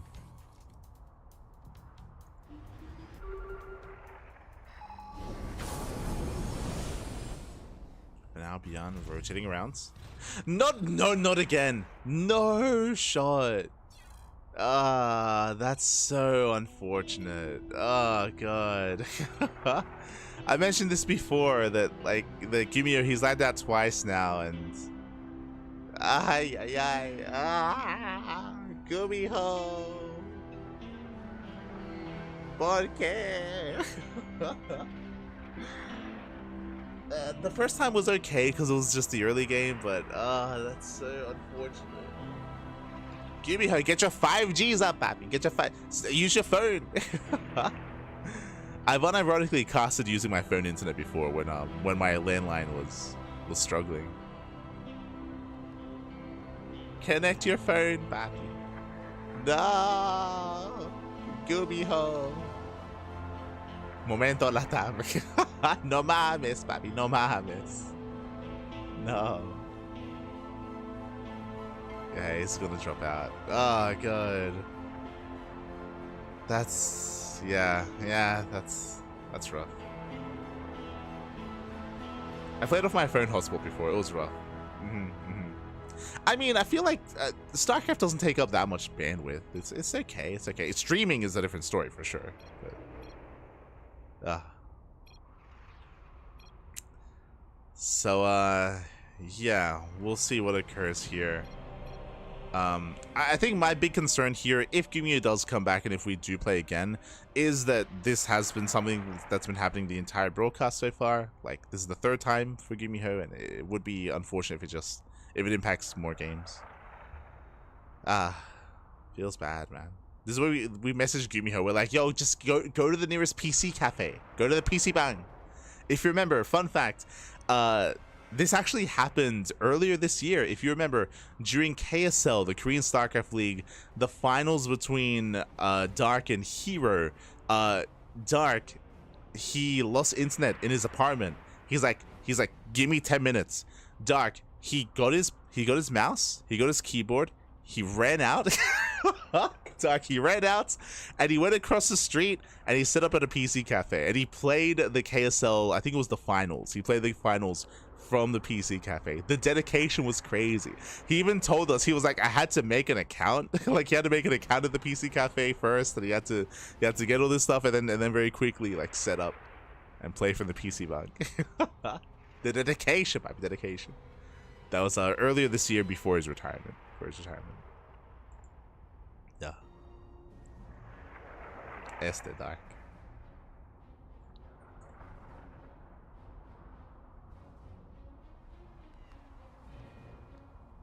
I'll see you in the chat. And ByuN was given a 2-0 of GuMiho told us he'll be at a PC cafe for the deciding. Oh, there you go. there you go. Like, thankfully, like, PC bangs are not a rare thing in Korea, so So thankfully there's one nearby, thankfully. But yeah, it looks like looks like we have an update here. So it looks like GuMiho does forfeit. It's out of his control, it's out of his hands, out of our hands as well. Really, really unfortunate. And as Hyper One no. As Hyper One did state in the chat, ByuN does make it through, and that means congratulations, ByuN. He does qualify. I say qualify. He makes it through into the playoffs. So GG, well played. Congratulations here to ByuN. It is unfortunate the circumstances in which this occurred. It's again not ideal, and honestly, like, ByuN and like that game 2 was very back and forth. I can see a world where that series goes to the ace match. I can see a world where GuMiho wins game 2 and we go all the way to game 3, all the way to the ace match. Like, I can definitely see that happening. So really, really unfortunate that it had to end in such a way. But as we're being notified, GuMiho, he is looking to set up at a PC bang as well, at a PC cafe. So congratulations to ByuN, and with that, we are now getting ready for our elimination match. Oh boy.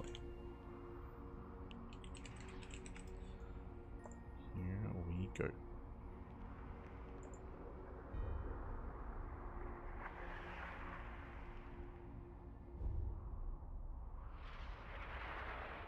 Are going to be getting ready, and we may as well catch up on the rest of the bracket. Okay, may as well catch up. As I do have to quickly rectify something. There we go. Okay, so ByuN, if you recall, ByuN took down KiwiN 2-1, advancing on to the winners match. GuMiho took down threepoint 2-1, and then we had the unfortunate winners match here. I say unfortunate not because of the result, just because of how the series played out. And ByuN does qualify over GuMiho, making it into the playoffs. So congratulations to ByuN. And as you can see, we have 2 matches remaining. Here. Up next, we will be having the elimination match between KiwiN and threepoint, and then we have the decider match featuring GuMiho as well. Again, it's not going to be the best setup for GuMiho. As we mentioned, he is going to be at a PC cafe, and he won't have the same monitor, won't have the same exact setup here, but best of luck nonetheless, as GuMiho is going to be setting up there. Meanwhile, we're going to be going on a short break, as we are kind of nearing the tail end of the broadcast. We're going to be going on a short break. When we come back, we will have KiwiN and threepoint facing off in that best of 3. Also, as a reminder, when it comes to the decider match, that is a best of 5. Best of 5, not a best of 3, so that's going to be a much more intense and longer series. Here we go. So we're going to be going on a short break. When we come back, we'll come back in a couple of minutes, a couple of moments here with our next series. See you soon. See you soon after the break. See you soon. See you soon.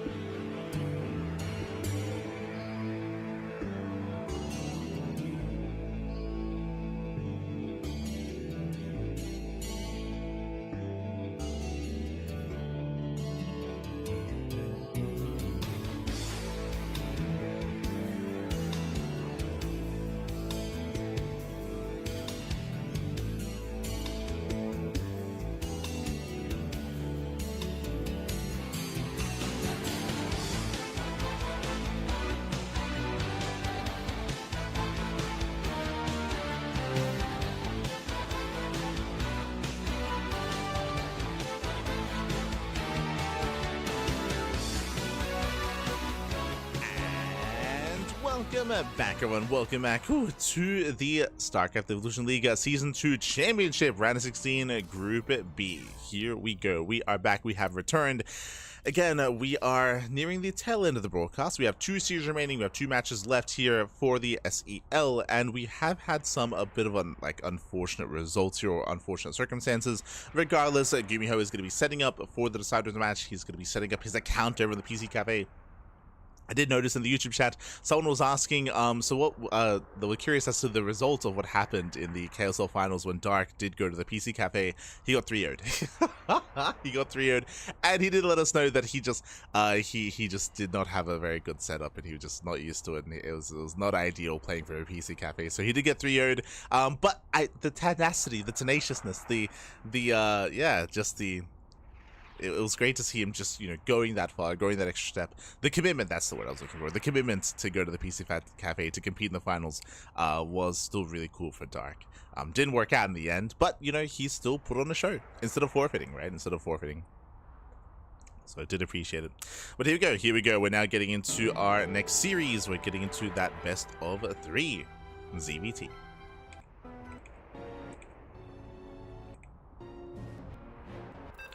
As looks like game 1 is going to be on the Sylphid. Okay. Getting into game number 1.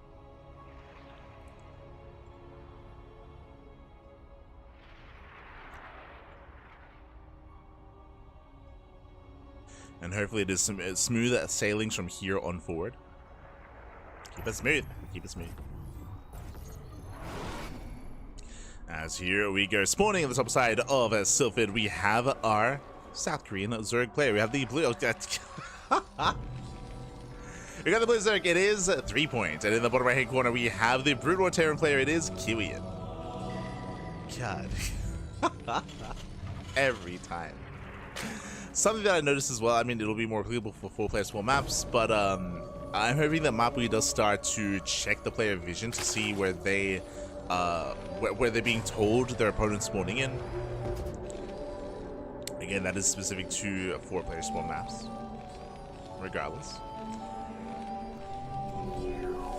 here we go. We do have a hatch first opener this time from 3-point. We saw a lot of gas first and pool first against GuMiho, but here 3-point is opening up hatch first instead. So something more standard, something more economic. Likewise, ByuN also going CC first as well. Go.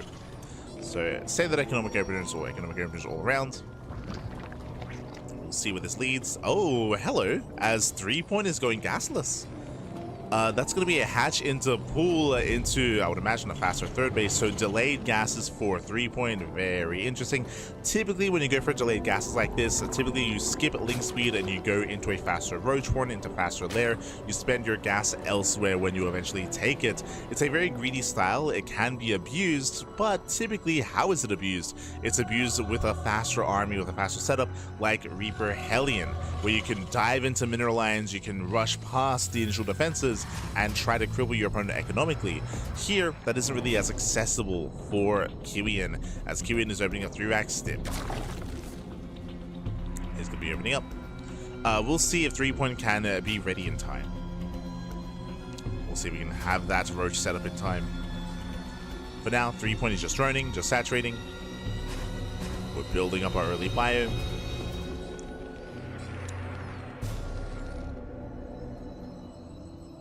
And gas is now on the way. We have our first gas geyser at 210.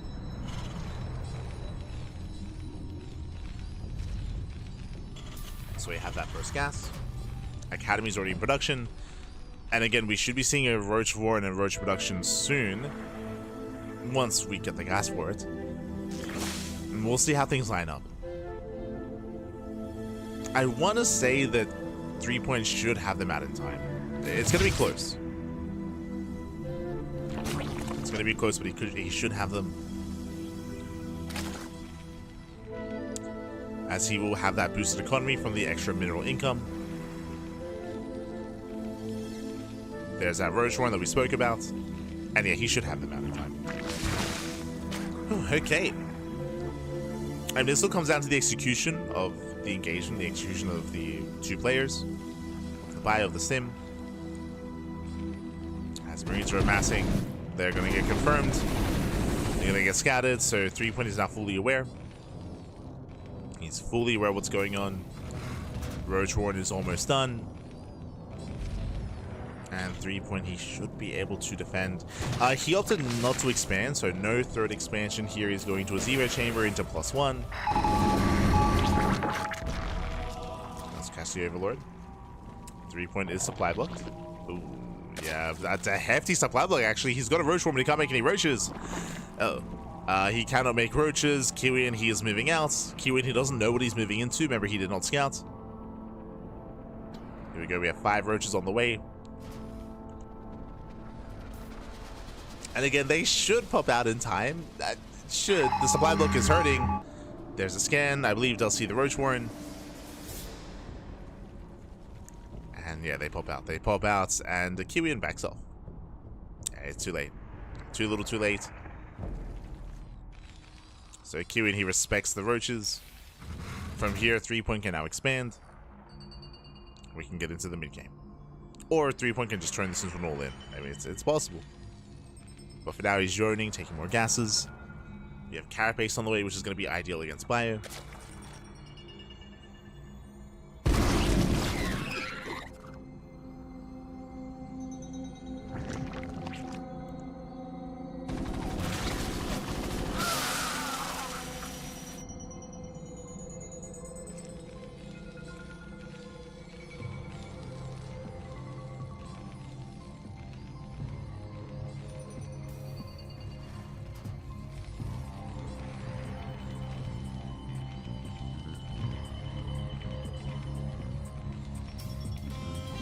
Here again was just slowing things down. 3-point, he's slowly expanding, getting his third base. Likewise, ByuN should be heading that direction as well.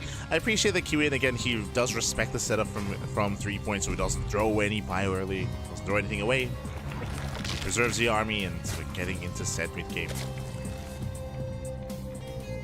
From here, 3-point, he has a couple of options. He can turn this into Lingbane Roach Ravager. True, he could go into a melee upgrade after this. He could go into an Infestation Pit, into Roach Ravager Infestor, into range upgrades, into Hydra Lurker Viper. He could head in that direction. Or he can go into Lingbane, into Ultra Tech. Or I guess technically 3-point, he can just max out on Roach Ravager. So he's got a couple of pods available to him, a couple of tech pods. But now he's just sticking with Roach Ravager. Doesn't get caught out there, losing 1 Ravager. Nice pick up out of ByuN. It's a nice pick up.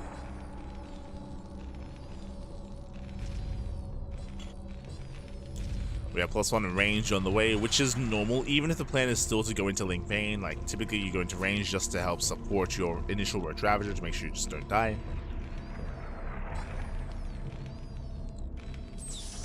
But again, our eyes are open for the tech. And whether or not we get into +2 range. +2 range would be indicative. There we go. We have confirmation. I was going to say +2 range would be indicative of going into a Hydra Lurker. And there it is. Hydra Den is on the way until eventually Lurker Tech. So now we know the trajectory here, the direction of the build of 3-point. Moving towards Hydra Lurker.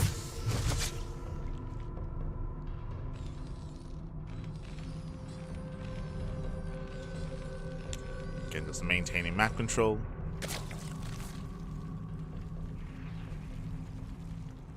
ByuN back at home, just settling in. We have the science facility on the way.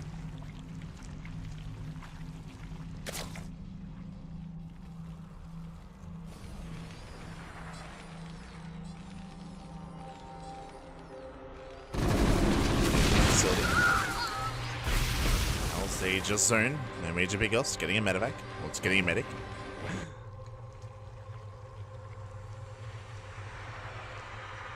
Medic. Hydras are now amassing as well. And for the most part, it seems like it's going to be up to ByuN to survive the eventual push. On top of that, I assumed it was going to be Roach Ravager into Hydra Lurker, but we have yet to start an Infestation Pit. There's no Infestation Pit, which means there's no Hive, which means there's no Lurker Tech either. But there we go, going for a later pit. But it's on the way. Likewise, threepoint is also staying on a very low drone count. Very much lower drone count here, 63 drones only.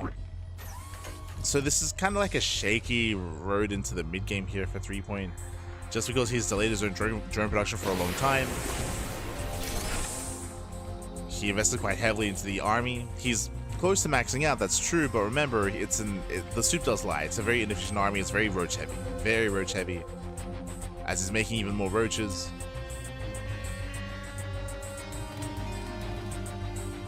He has a lot to work with, but again, doesn't really scale too well into a longer game. Meanwhile, we have a Radiate being researched. Wraith gets across the map. Here comes threepoint. He's going in.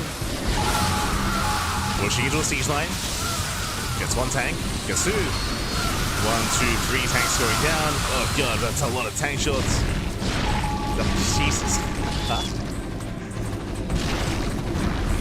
Again, not the best trade here from threepoint. Bleeding off a lot of roaches, and he's replacing the roaches. Okay, for a moment there, I thought we were... For a moment there, I thought we had a lag out again. I was very concerned. But looks like a player's asking for a moment. But again, a really awkward fight there for threepoint, bleeding out a lot of units, and he's now working towards a hive. I believe we don't yet have a lurker den.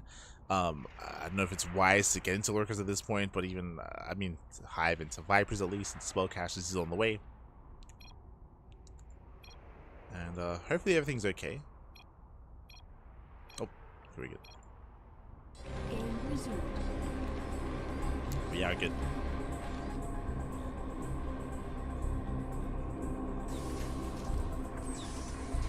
As a Radiate is coming, let's go. Finally, we get the lurker den. This is a late lurker den here for threepoint. Ideally, you do want the lurker den lined up with hive, so you can start those lurker upgrades immediately. So late lurker den, but also late droning. We're still on 76 workers. The drone count is still very low for threepoint. And he's still stuck with all these roaches.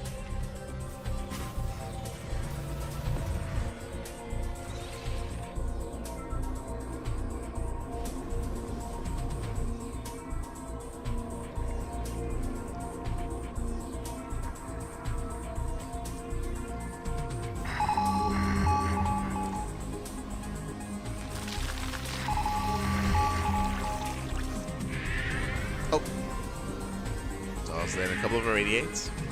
I'm still on the fence about this. ByuN does this really often, where he irradiates ahead of time instead of, you know, saving onto that or holding onto that energy. Oh my god, where are the splits? Jesus, at the threepoint. He does not split up. But I'm a little bit concerned just because it means that there's going to be less irradiates when the actual fight occurs. So he won't be able to deter, he won't be able to buy time, won't be able to zone away. So I'm a little bit concerned. Meanwhile, lurker's now morphing in.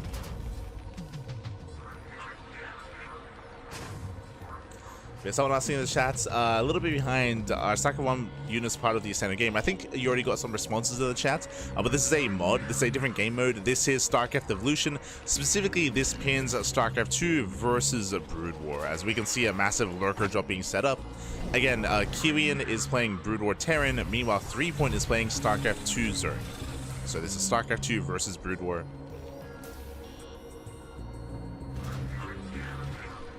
As the scan did reveal the Dropper Lords, BC production has begun. And we can see threepoint sharking around. He's got his Vipers. Does find a couple of tanks. And they can be abducted. But they just go down. Gets one, 2 tanks falling already. Getting 3, getting all 4. Nice pickups. Yeah, the Marines are out of position. Marines out of position, and the 4th base is going to be denied. We'll end a couple of irradiates, okay. God, and 3-point is stacking. It does pull away. BC's revealed, no more Hydras. This BC will eventually kill everything. As 3-point goes to the Nidus. Nidus into the main. So we get a couple of Hydras into the main base as well. Just what he needed that anti-air. But here come the irradiates. Oof. Radiates are popping up. Lurkers are still denying the 4th. But I don't think 3-point can take this fight. He has no lurkers. And he has a lurker in the position. Hydra's trying to break their way through. Okay, the Hydras are popping up. Hydra doing well for themselves. Oh. Yeah, some unfortunate radiates.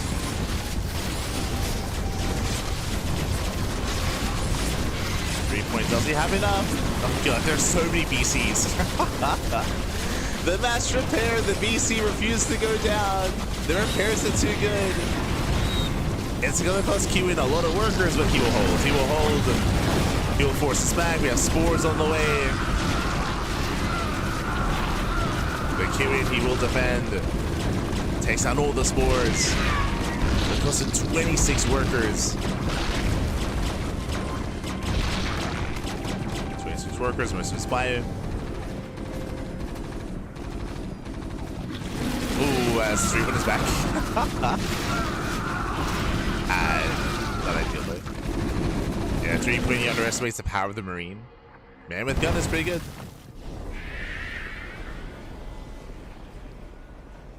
And from here, ByuN holds. ByuN, he does hold on. Now, winding it back here, just to explain a couple of things. Irradiate is kind of like an AoE targeted ability here. It's similar to Parasitic Bomb, similar, but there is one big difference, and I was kind of pointing it out during the fight. I was mentioning how some unfortunate irradiates, irradiate runs out when the unit dies. So if you irradiate a unit, typically you want to leave it alone. You don't want to target it down because you want it to be dealing splash damage to its units around it. So if you irradiate a unit, that if you instantly kill it, it's kind of a waste, right? It's kind of a waste because you waste the irradiate. So there was some unfortunate targeting in the previous fight. Regardless, we have the mass BC moving out, and there are so many battle cruisers. There might be too many. As ByuN, he's maxed, and he's snowballing out of control. We do get the Dream Drop into the main. ByuN does push. And we're going for the base trade. We're going for the base trade. Let's go.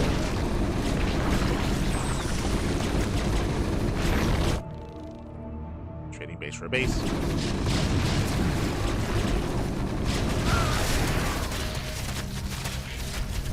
Bearing in mind that ByuN, obviously the Brutal BC cannot teleport, so he cannot teleport back home. He has a less mobile army, Lings they're busting into the mineral lines, and 3-point is mass expanding. You can see here on the minimap, he's taking all the bases.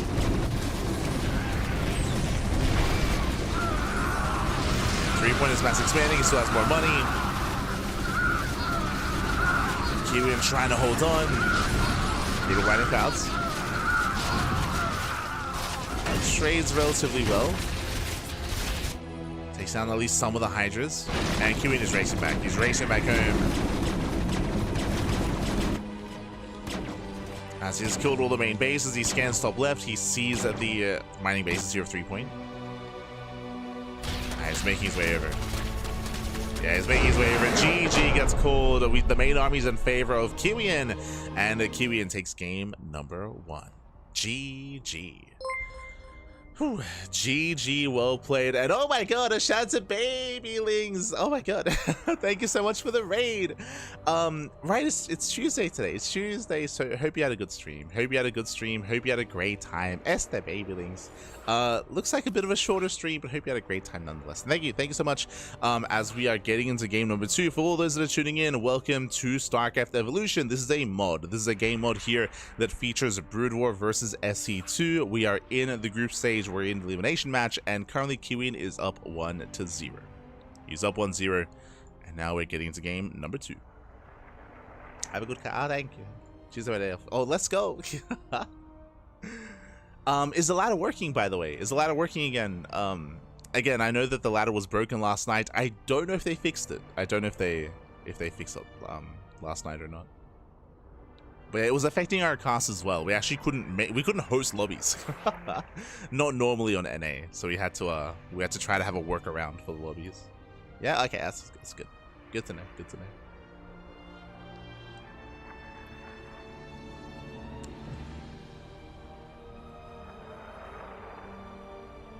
Here.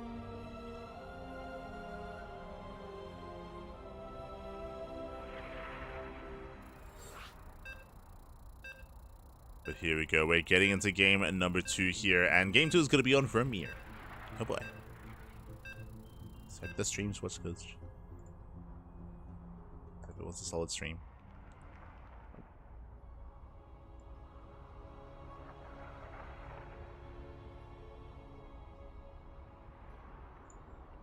So we are getting to our next game.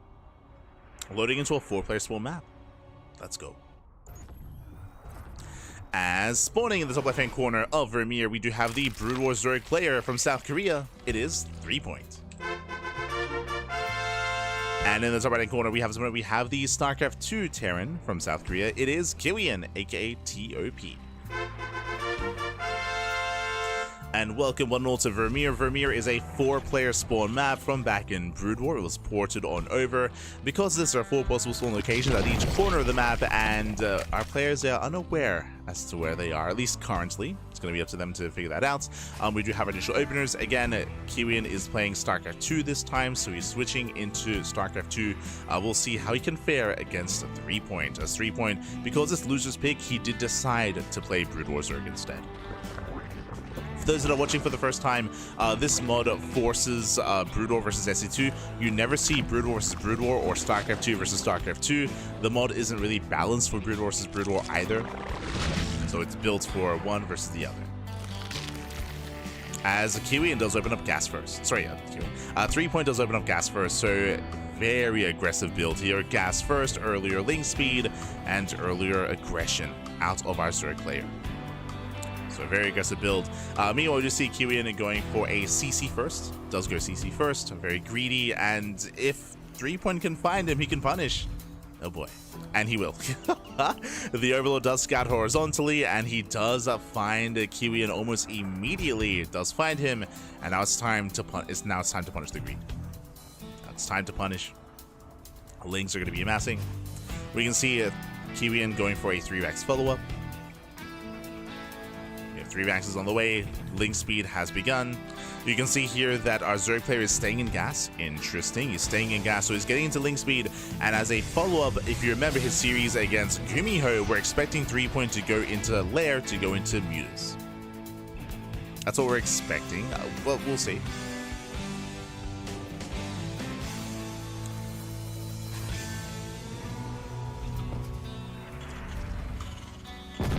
Nice for threepoint.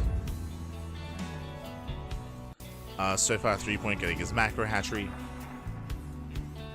Still making a couple of drones. There it is. There's the lair that we did mention. So lair is on the way. Again, we're expecting a Spire. There was a build that we saw where threepoint went into fast Hydrogen, into fast Lurker Tech, into a Ling Lurker all-in. True. That has happened before. As things will force a lift. Or ByuN, never mind, he's gonna fight for it. Does run away. And there it is, there's the Hydrogen. Okay, so he's going for the Ling Lurker all in. So no Spire, instead Lurker Tech. Remember, the Hydrogen is Hatch Tech. The Hydrogen, you can make it when you have a hatchery, but Lurker Tech is locked behind Lair. So Lair's turn to finish. And I believe this hits with around 4 to 5 Lurkers. It hits quite hard. Hits quite hard. GuMiho did survive this. GuMiho was able to shut this down in his series. We'll see how ByuN fares.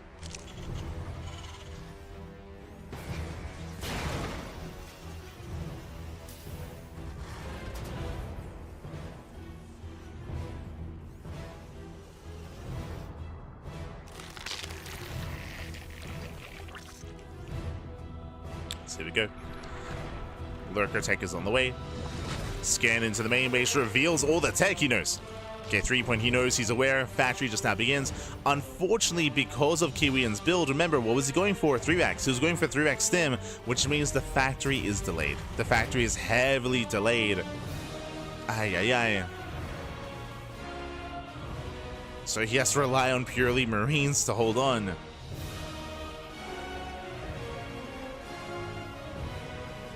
He's throwing down a bunker behind this.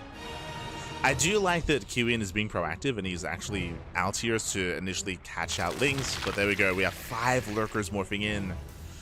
Oh boy.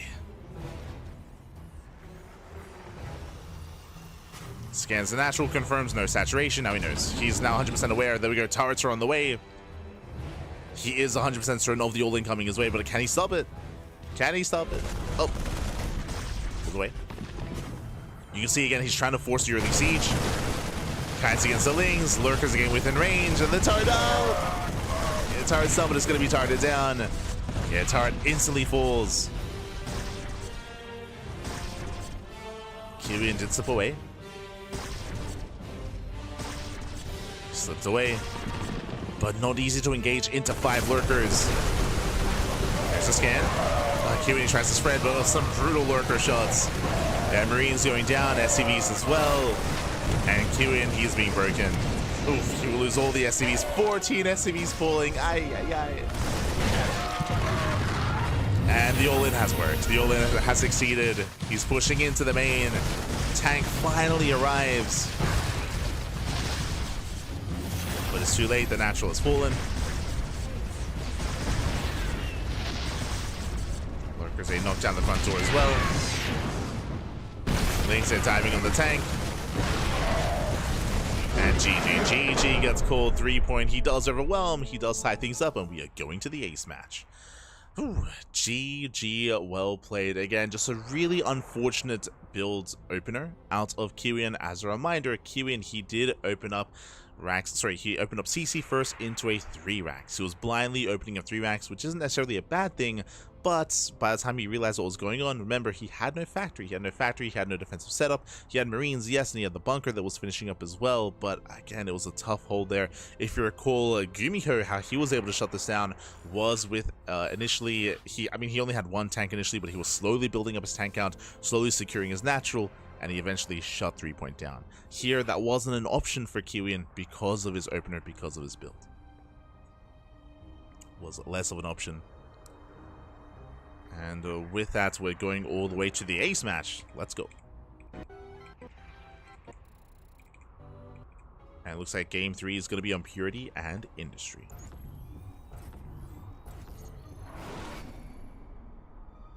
And spawning in the top right-hand corner, the right side of Purity Industry, we have the StarCraft 2 Zerg player. It is a 3-point for Team Hyper 1. And in the top side, we do have the Brood War Terran player. It is ByuN. Here we go. So we find ourselves in the ace match. Again, Purity and Industry is an older Legacy of the Void map. If you remember, this was in rotation on the ladder back in 2021, I want to say. Like around 2021 era of StarCraft, during the COVID era, of course. This does have some unique features. We have a very short rush distance by air, but to make up for that, there are all these slow zones. Slow zones are incorporated between the bases. Some slow zones have been removed. Remember that. This is a unique version of the map where it has been updated. There used to be slow zones also leading towards the island, but they have been removed. So the island is more accessible,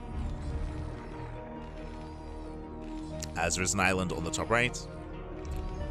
Meanwhile, we do see a 3-point opening up, hatch pool, no gas. Ooh, gasless opener here by 3-point.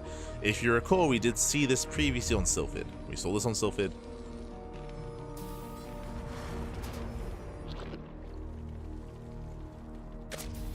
Typically, a gasless opener like this leads into early roaches. It means that because we're not spending gas on link speed, because we're not mining gas, it means we have excess minerals, so you can saturate on 2 bases faster, and then skip link speed, go into a roach horn, and build up into 2-base roach. Meanwhile, ByuN, 3-Rax. 3-Rax stim. out of Kiwi, and this is looking just like game one, just like Sylphid. The way this build lines up, I mean, the rush distance by ground is maybe a little bit shorter here, maybe, but for the most part, I believe roaches pop out just in time to defend against the 3-axe. So 3-point should be okay. Should be okay. So now we're droning. In a couple of seconds, we'll be seeing the first gas. Should be seeing it. There it is. It's going to be at 214. So 214 is the first gas. Last time it was at 210. So gases are now being taken. And again, that should be to take up into roaches. Meanwhile, ByuN back at home is going in towards Stim with that Academy. Again, 3-axe Stim timing with a handful of medevacs. Sorry, with medics. I think it's 3. I think it's 3 medics and your mass marine.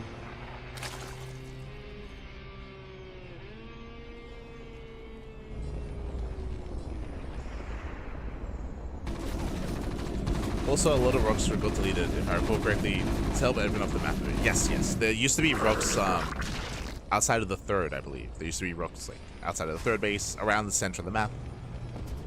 Also got removed.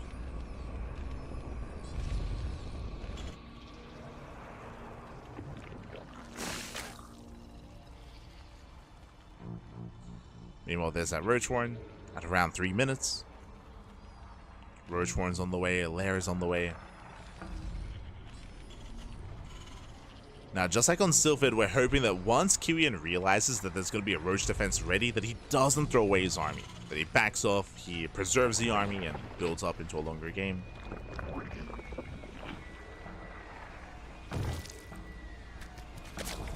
As I don't think ByuN knows what he's moving into. Medics are out.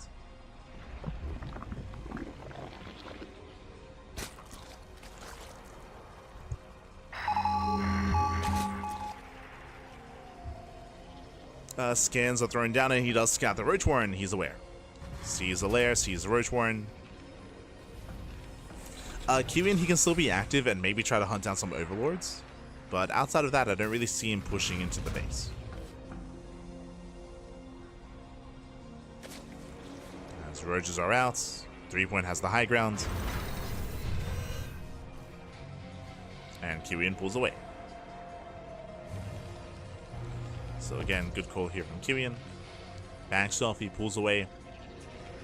Oh, but this is very different. Now, if you remember, one of the big criticisms that we had for 3-point on Sylphid was that he took a long time to drone and he took a very long time to tech as well. These are 2 big criticisms in game 1. Here, insanely fast infestation pit. Now, because the pit is so fast, either we are rushing into Hive as quickly as possible, or are we feeling Swarm Host play? Swarm Host, I feel like, could be viable just because of the terrain, just because of the map itself. So we'll see. Is it going to be... Oh, as we see a double scan. Once again, scouts the infestation pit. Is this for fast Hive? Is it for fast infestors? Or is it for Swarm Host? We have the answer. Hive. That is a 5:10 Hive timing. That is insanely fast, by the way. My god. So very early Hive here from 3-point. Link speed has begun, so that also tells us that he wants to get out of purely Roach Ravager. My question becomes, okay, if it's going to be fast Hive, are we going into fast Ultras? Is that the plan? Going Roach Ravager into Lingbane Ultra is very meta, at least in StarCraft 2. We've been seeing it quite a lot over the past couple of months, ever since DreamHack Dallas. Is that the plan here as well? My eyes are on the second Evo chamber. Are we going into melee? Are we going into melee or are we going into range? In regards to the upgrade.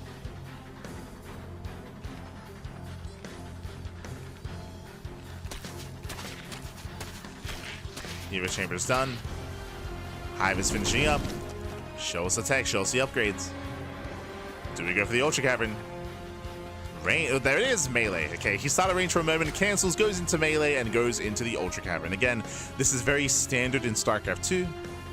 I would imagine it works quite well in StarCraft Evolution. There's a scan, reveals the Ultra Cavern. Nice scan there from ByuN. Very nice. But again, this is a little more standard in current SE2 meta.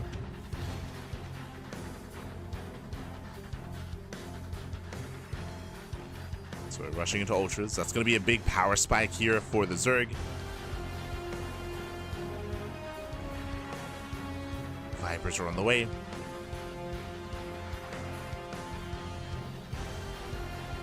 And ByuN is just going to have to turtle up. He's just going to have to turtle up as hard as he can.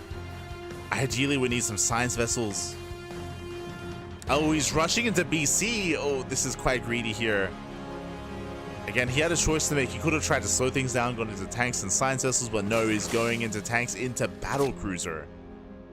Oh, it does have a science. Wait, did he research a radiate? I may have missed that. No, he doesn't have it. Okay, he did not research a radiate. Does have the vessel. Add-on complete. BCs are amassing.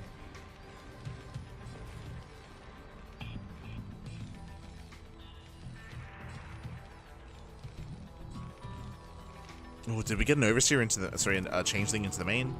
Spire is on the way, so we're gonna have some anti-air. Yeah, it did scout. Did scouts. Irradiate just now beginning.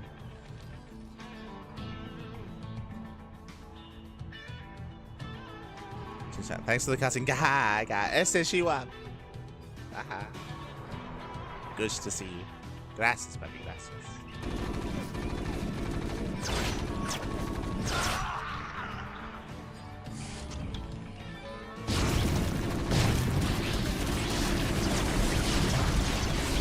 As we are going to be pushing in. Ultras, they get on top of the tanks. It's going to be 1, 2 Ultras going down. Sorry, 2 Ultras. Sorry, 2 tanks going down, I meant to say. As Ultras are just breaking their way through. The BCs doing what they can. Radiate's not ready. Yeah, there's no Irradiate. 1 Ultra falls. And 3-point, he's done it. Yeah, this Ultra timing is brutal. He works his way through. It was a bold move going into these BCs. We're going for the defense matrix. Okay. Goes to the matrix. Ultras, they break through the ByuN. Ultra finally goes down, but that's going to be how many? That's going to be a dead CC, 14 SCV kills, resets the tank down, gets into the mineral line. Oh no, the SCVs! They go through the Ultra. Oh god. No, they come into another. There's Ultras everywhere. Get out of here, man. Get out of here. They're going past all the Ultras, and that's going to be the death of all the workers as well. Yeah, oh my god, that 1 Ultra's got so many kills. The 1 Ultra, 22 SCV kills, and again, we're going to keep on going, killing every single worker here. And again, 3-point, he has done it, a very strong Ultra timing. ByuN, he wasn't ready. Trying to go into mass BC. And he has them, but he has nothing on the ground. He has nothing left on the ground. Everything's on fire. He's down to 2 workers. 2 SCVs left. And the Spire is done. All the 3-point has to do is make Corruptor. And there it is. We have 7 Corruptors on the way. You could argue these Corruptors are a little bit late. True. They're a little bit late, but they're coming. As ByuN, he's hoping that there's no Spire, right? Like, if there was no Spire, then these BCs could actually kill some bases. And they could force a really weird game state.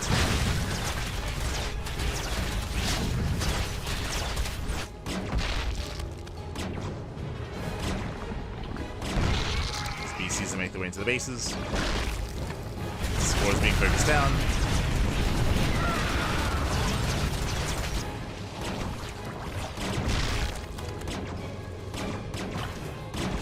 The gas income here is still very low for 3-point. Going for the defense matrix. ByuN, can he win this fight? No shot. GG gets called.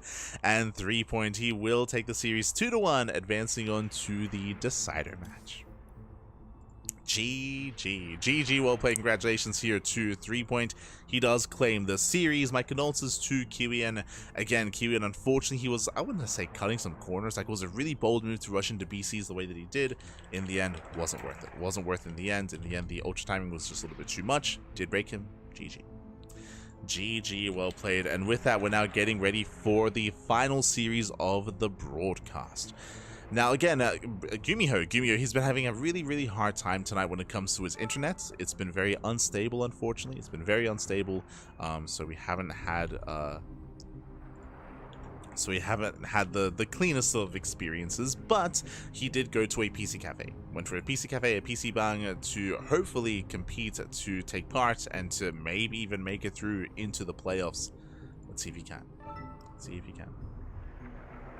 Sucks he didn't win with the commitment. Unfortunately not. Unfortunately not. But here we go. The final series of the broadcast. The vetoes are underway. Do we need a moment?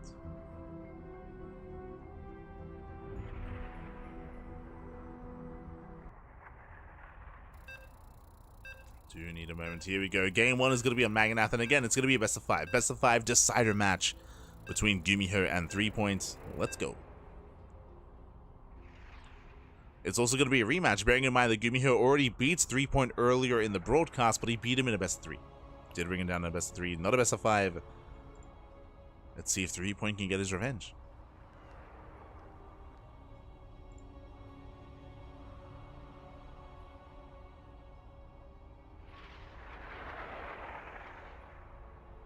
Gee, salutes to TOP. See you next time, Space Cowboy. Now we can cast. It's okay. It's okay. Now GuMiho can cast. As we're getting to our first series here, top left we do have our Brood War Zerg player in threepoint. Bottom right we do have our SE2 Terran in GuMiho. Let's go. Let us go as we're diving into our best of 5. Oh, as we do have a bit of a pause. Hopefully everything's okay. But it's possible that he might just have to get his hotkeys. Maybe there's some like hotkey issues. Just because he's on a different setup. Okay, we're good. We're good to go. This is when like the PC cafe internet goes down. No. Stay with us, Pappy. Stay with us.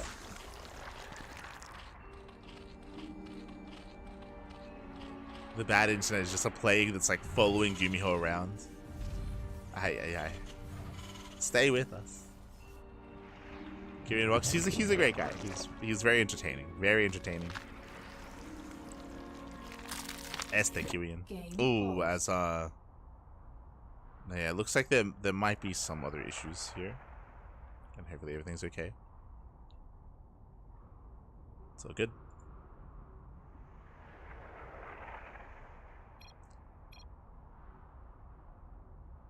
Yeah, it's all good.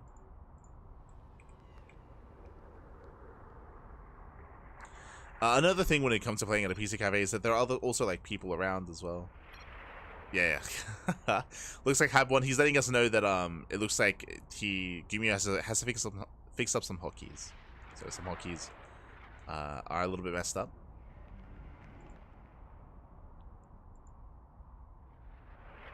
All good.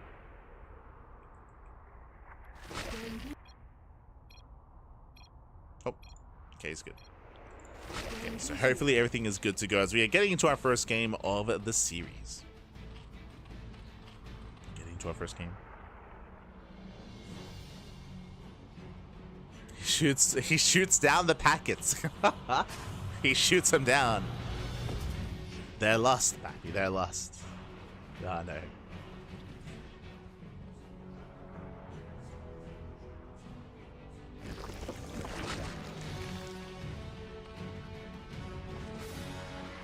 He's causing interference with the 5Gs, Pappy. Oh no. GuMiho. The 6th G.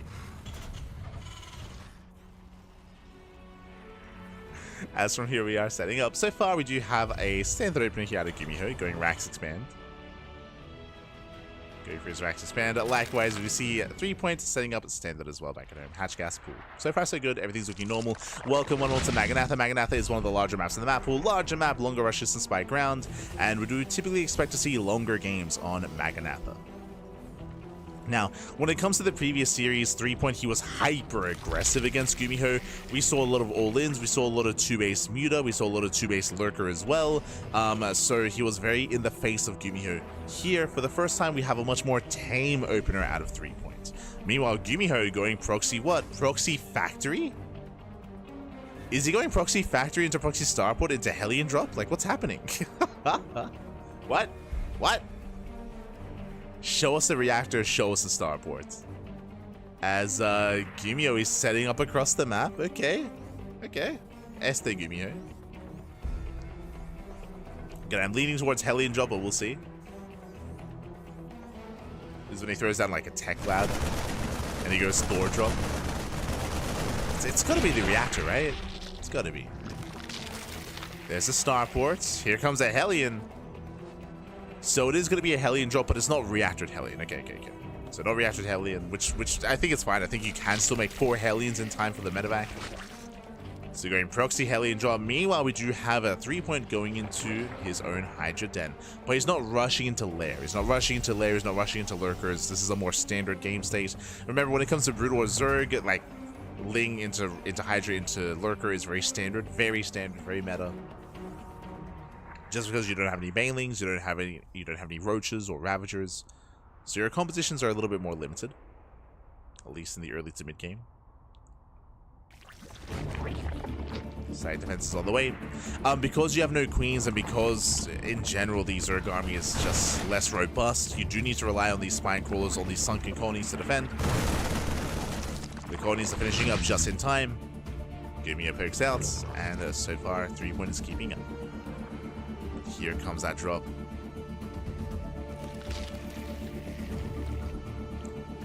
Looks like it's going to be just 2. We're waiting for a third. Okay, so a third Hellion, so a triple Hellion drop into the main.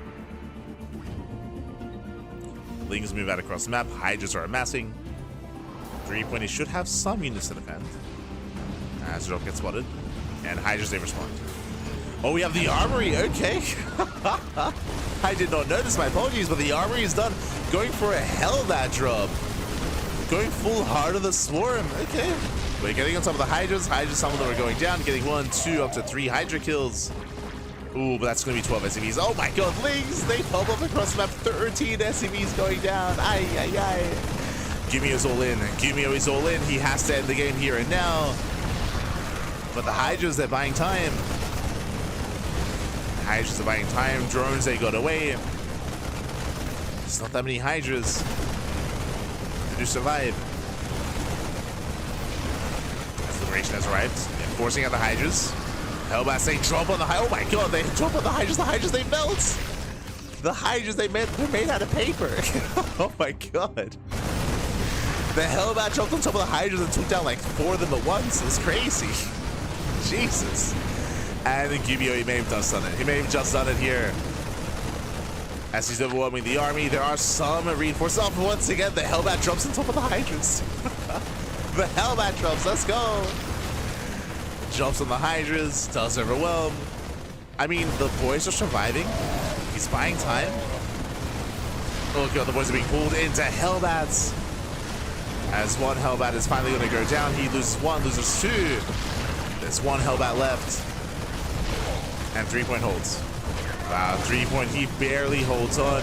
Imagine this game if threepoint didn't pop off across the map. Ooh, if he didn't kill, what was it, 14 SCVs? If he didn't kill those workers, then threepoint would be dead. But no, he's in this. He's still in this. Worker counts are comparable to each other. We do have more factories on the way. We can see Proxy Banshee with Hyperflight Rotors. Este GuMiho. He's an animal, Bob. He's an animal. Proxy gets found. And threepoint, he should deny this.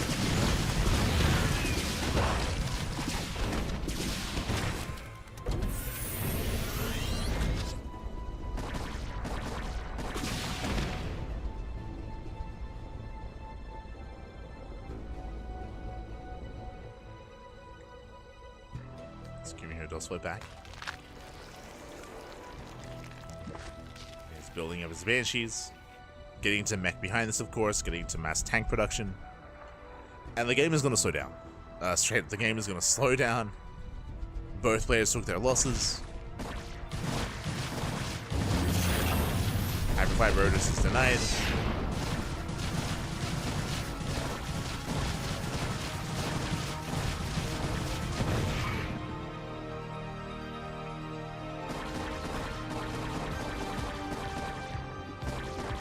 No. Someone steer the starport.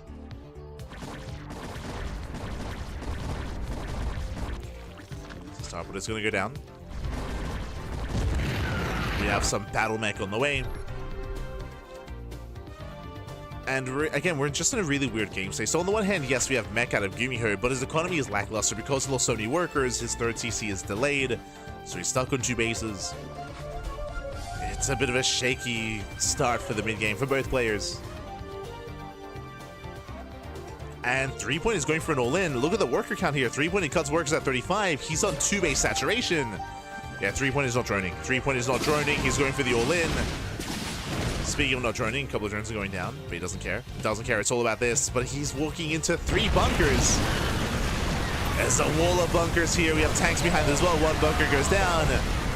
He gets 1. He gets 2. There's 1 bunker left. And no more lings, just hydras. Mash repair in the bunker, and GuMiho holds. GuMiho, he's holding. And he's still killing drones across the map, still denying mining time. Threepoint's falling further behind. He has to end the game.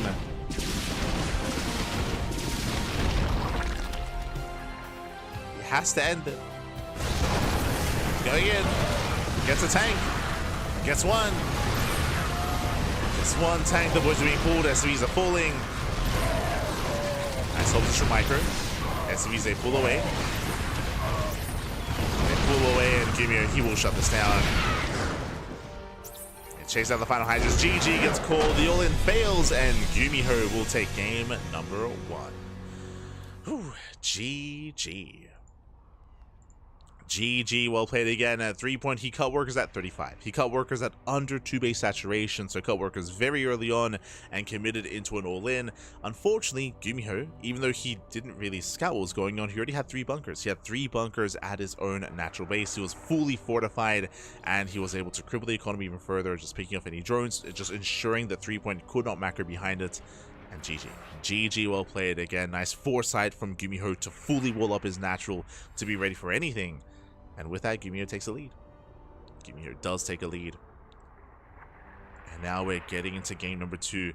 And I do like this, actually. Threepoint, he is really well versed with Brood War Zerg, that is true. But threepoint, he's switching to SE2 Zerg, and he's forcing GuMiho to play Brood War Terran. And GuMiho, the one time he played Brood War Terran, he lagged out. Like, GuMiho, he has not been he has yet to really prove himself with Brood War Terran. For those that are coming in from the raid, for those that are unaware, there are certain players in this tournament that are not familiar with StarCraft Evolution as much as others. Some players are really experienced, like threepoint, like ByuN, like Shin as well. There are some, like Classic, there are some really experienced pro players that are really well versed in StarCraft Evolution. There are others that are, for the most part, playing for almost the first time, like GuMiho. GuMiho, he has not dedicated as much time to StarCraft Evolution, so because of that, his Brood War Terran, at least in my eyes, is a little bit more rough around the edges. But we'll see. We'll see what he brings to the table. We'll see how he can take it to threepoint. We go.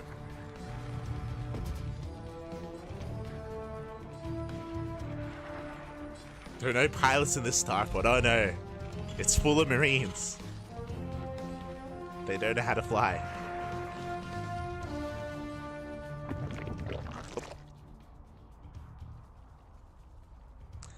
As we do have a hatch first here out of our Zerg player.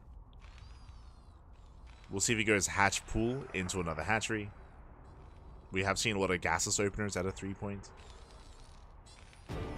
Could be the case here as well. We saw it against ByuN, and here he is going hatch gas pool. Okay, not going gasless. So relatively standard opener at a threepoint. Meanwhile, GuMiho going Rax expand. And actually, what we haven't actually seen during the group stage so far, whether it was Group A or now Group B, we haven't seen Vulture play. We have seen ByuN play mech, but he went for like a more traditional form of mech, going into tank, then into BC. Like, we haven't really seen much Vulture heavy play, and we're not going to see it here either. Oh no! As I think GuMiho has to set up his whole keys for Brood War Terran. So I think he has to set up his whole keys. But that is a second rack. So it looks like GuMiho is going for a 3-rack sim timing. Looks like he's not going for mech. Maybe next time. As looks like he needs some time to set up. Yeah, it is specific. He is setting up his hotkeys. So set up his hotkeys. Understandable, just because Brood War Terran has its own separate hotkey layouts. That has to be fixed up. And here we go.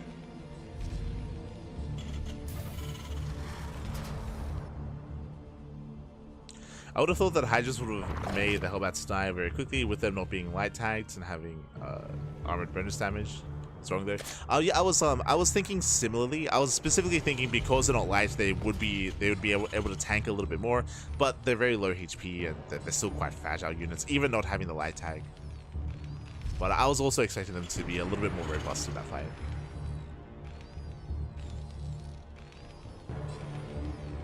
But yeah, they just got roasted back. Meanwhile, we can see GuMiho setting up safety bunker on the low ground. That is currently, I believe, second racks. Where's the third racks, by the way? Oh wait, no, sorry, that was his third racks. So we're expecting again 3-rack stim. Academy has been thrown down. Getting into stim, getting to his bio setup. Now the build that GuMiho is going for is very common, very meta, and 3-point he's played against it plenty of times. He has plenty of experience.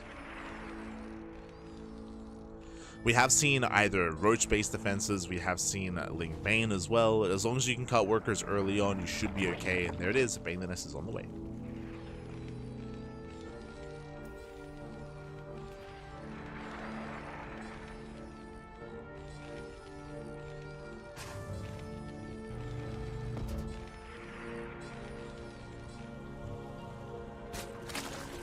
I'm hearing this right, SE races have advantages from S2 races. They have advantages and disadvantages. We speak about this all the time. I think a good example of that is mobility. In general, the brutal races are less mobile. They're straight up less mobile than their SE2 counterparts. An example of that is we're getting into our bio setup, for example, is there's no medevacs, right? Medevacs don't exist. You do have dropships, but dropships, they don't have the boost ability. They're not as mobile. They're a little more niche as well in actually teching into dropships. So again, the bio army is just less mobile. For a Protoss, same thing. There's no recall, there's no blink, because you have Dragoons, of course. There's no warping mechanic. For Zerg players, likewise, it's, yeah, just very different. I would say there's like a little bit less flexibility when it comes to army compositions. They're just different races. I think that's maybe the best way of putting it. When you think of like Brood War Terran and SE2 Terran, they're just different. They're the same in name only, and they have like a couple of similarly named units, but like they play out very differently. As GuMiho does them across the map, we do have some Ling Bane ready for this though. Firebatsa gets targeted down, and with that 3-point, he should hold on. And he will hold down to 3 Marines. Firebatsa tanked well, and can we get into the mineral line? Up! Does get in, and gets one. Gets one drone. Just the one. Just one drone, so nice defense here by 3-point. Now we can saturate, lair has begun, and we can head towards a longer game state. Ideally, GuMiho wanted to find more damage here. Ideally, he wanted to even just break the Zerg, but he fails to do so. Does fail to do so.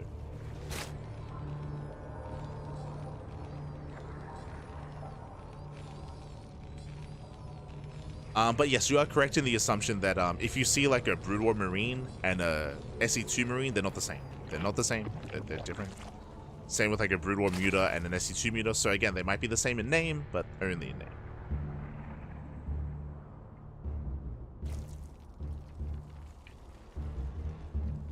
Even the workers are different, true.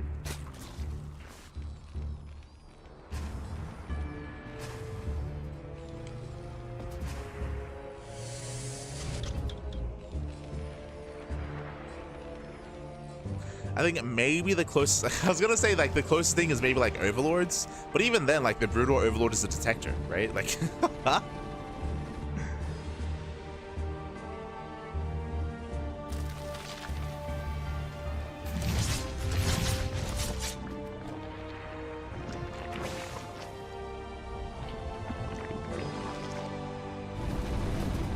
as we are getting to irradiate.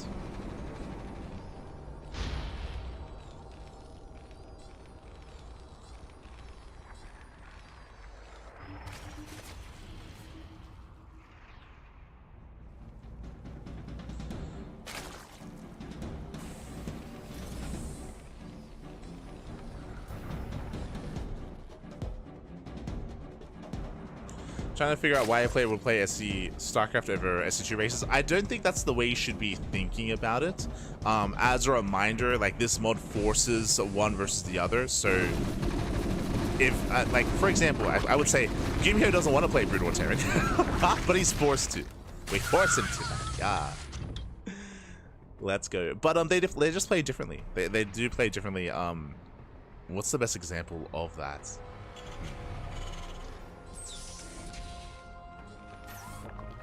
So I think if you compare Brutal Protoss and SC2 Protoss, you could argue that Brutal Protoss is a lot more active. It's a lot more active in its play. Yeah, I think I would agree with that. I think it's a little more active. With your gateway composition, with Storms, with Reavers. I know, they just play out very...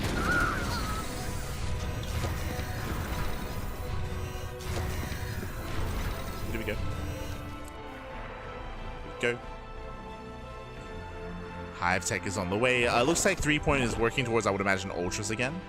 Yeah, we have melee upgrades. There we go. Ultra Cavern is being thrown down. So a big power spike is on the horizon, taking into Ultra Tech. Let's go.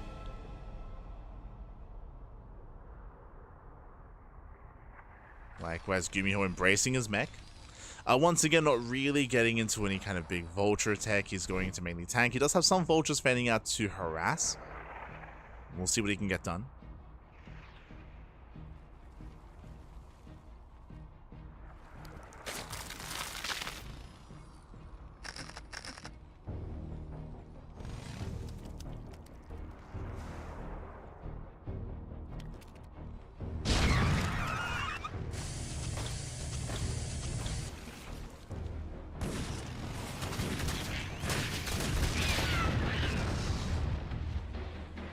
Vultures are being shut down.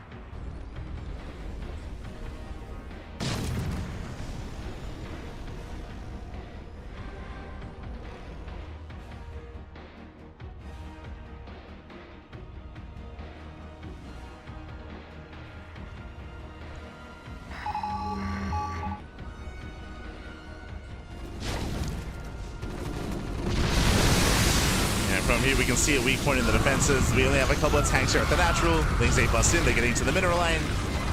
Nice run by here from 3 points. Doesn't actually get into the mineral line. They go for the upgrade. Oh, okay. Nice +1. Does focus on the armory. Does 9 +1 at least. An interesting counterattack here. Again, doesn't kill many workers. They move in, going for another tank. Not bad. Tanks are going down. GuMiho's out of position. The tanks are exposed. There's 2 more tanks falling. We do have some nice irradiates. We'll deal with the Ultras at least. But those are some big losses for GuMiho, bleeding out most of his tanks. He's heavily supply blocked down to 138 supply. Ay, ay, ay. Yeah, brutal supply block for GuMiho, and 3-point can just remax. He's going to remax. He's going to move out once again. GuMiho's in a rough position.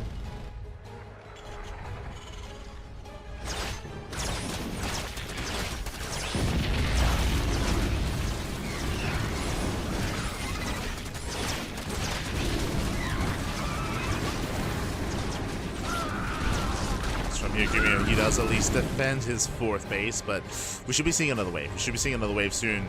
There we go. We have 2 more Ultras, 36 more Lings. Spire just in case. Yo, GuMiho is getting all the upgrades. It's like, what does this do? Let's just get it. Let's just get restoration.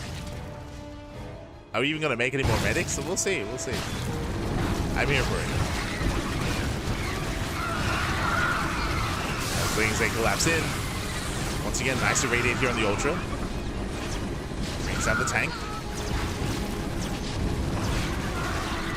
Oh, 3-point is rallying quite a lot into this. Yeah, 3-point is overextending. Oh, but drops into let's go, drops into the main. Yeah, drops into the main base, gets on top of the production. GG gets called as GuMiho, he just cannot keep up, and 3-point ties us up. We're tied up here. Tied up 1-1. Again, as we were mentioning, GuMiho, he is less experienced when it comes to Brutal or Terran, so this is probably going to be his biggest weak point here when it comes to this series. We'll see if he can overcome that. We'll see if he can show us off, or show us up even. Let's go. As with that, we're tied up 1-1, and we'll see where we're dropping next. I would imagine that GuMiho is going to be switching back to SE2 Terran, as our next game is going to be on Sylphid. Okay.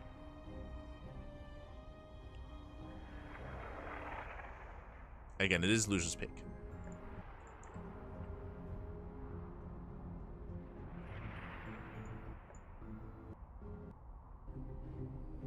Here we go, but yes, we are going to be loading into Sylphid.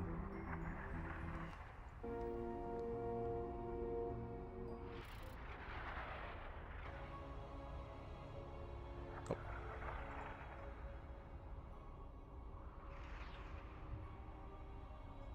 If 3-point manages to win a Brutal game over GuMiho's SE2, that might be another. I mean, that'll be a huge moment for sure. That'll be huge. Let's go. As spawning on the top side of Sylphid, we do have the Brutal Zerg player. We have the Brutal Zerg. It is 3-point. Oh, that's. As we do have a bit of a pause here. Again, hotkey issues have been a thing. So, GuMiho might just have to fix up some hotkeys once again. It's all good. It's all good. It's all good. Again, it's just a little bit out of our control. Just to reiterate, GuMiho is not playing from home. He's playing from a PC cafe. Playing from a PC cafe.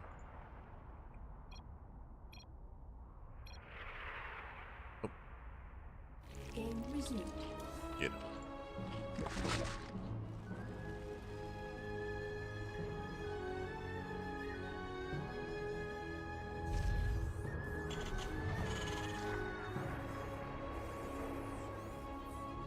We're getting into our second game, and the bottom left, of course, is GuMiho with SE2 Terran. Now, welcome on to Sylphid. Personally, this is probably my favorite part about covering this mod is just the maps. The maps are a lot more versatile. They're, in a way, some of them are a little bit more nostalgic, but I do appreciate them. Welcome to Sylphid. Sylphid is a 3-player small map. You can spawn in top side, left side, or right side, and we'll see how fast our players can scout each other. No one is cheesing. We have seen GuMiho go for proxy Raxes in the center of the map before, but not this time. The Rax is back at home, going for something more standard. Because of his Rax location, it looks like maybe 2-Rax Reaper. I wouldn't be fond of that here, though. The reason why I wouldn't be fond of 2-Rax Reaper, fun fact, on Sylphid, there is no Reaper Cliff into the main. There is no Reaper Cliff, so it looks like it's going to be Rax expand into Factory on the low ground. It looks like the special opener. Yeah, it does look like the special opener. Okay. Basically, with this, you can wall up very fast at the natural base. It means that he's not going to have that same 2-Rax Reaper setup, of course, but he will have that SimCity to defend it to protect his own natural. The downside is that most of the production is going to be at the natural base as well, so if the natural is ever broken, then you can end the game. We often do see like Roach all-ins at the natural to try to punish this, but Roaches aren't accessible here to 3-point, so yeah, you could argue this is a little bit safer this time for GuMiho.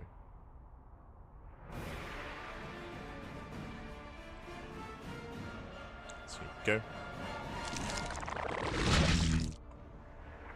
You can see 3-point is in position to fully wall off. I say fully wall off. Here we go. We have the creep colony on the way, just to make sure he's safe. 3-point, the Overlord Scout is bottom right and left side. He does scout, does confirm. Oh, but the Reaper does get in. Yeah, Reaper slips into the main. Link production has begun. 3-point, he was trying to cut Link production. Ay, ay, ay. He's trying to cut Zerglings. Boys are being pulled. And so far, hasn't lost anything yet. Nice control here. Nice control at a 3-point. Ooh. I say that, I spoke to no, he will lose two drones go down. Ah, God, not like this. Again, the links were delayed because of the sunken colony. And he gets a 3rd drone. Oof, this is brutal. Brutal damage in the main. 3 drone kills.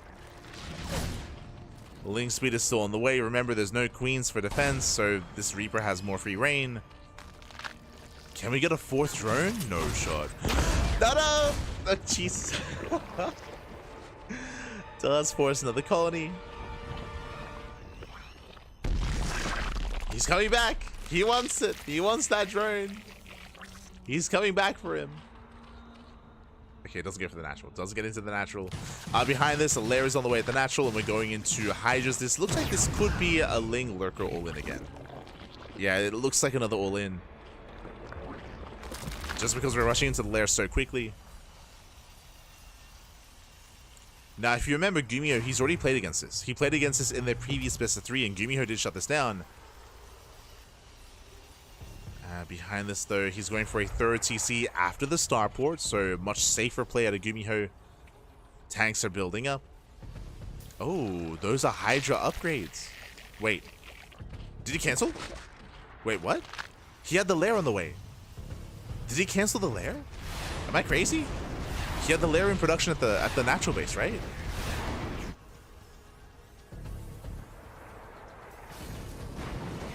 Okay.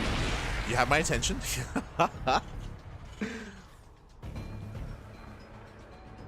Yeah, he did. Okay, he canceled the lair. So cancels the lair, gets into his Hydra upgrades. Not going for lurkers. I do like this switch up here. Takes down the Viking. GuMiho is setting up defensively. I'm sure in his mind he's thinking about the lurker all-in. I mean, it's an all-in regardless. Just different kind. Massling Hydra. Second factory's on the way. We need those tanks. Tanks are setting up, and we'll see if GuMiho can survive this.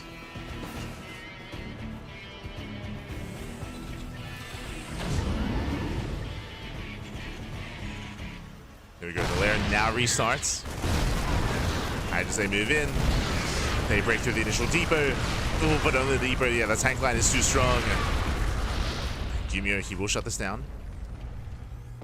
He will defend. That was a big commitment here from threepoint. The big problem here is that threepoint is down in workers. Hydras are across the map. They're not at home. Oh, okay, they did get here. Single Hydra has arrived. But threepoint's in a rough place. Again, his droning is delayed, his tech is delayed.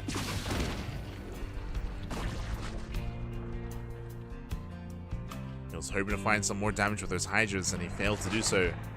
So coming into the mid-game, GuMiho's in a better position. Straight up, he's just in a better position.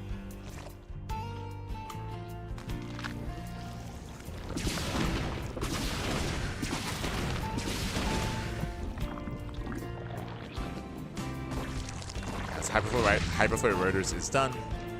Hyperfly rotors. Banshees, two of them can one-shot drones. And then threatening threepoint. Threepoint rushing into a Queen's Nest. Okay, let's go. Queen's Nest is on the way. This will grant access to Queens, of course, and also Hive Tech.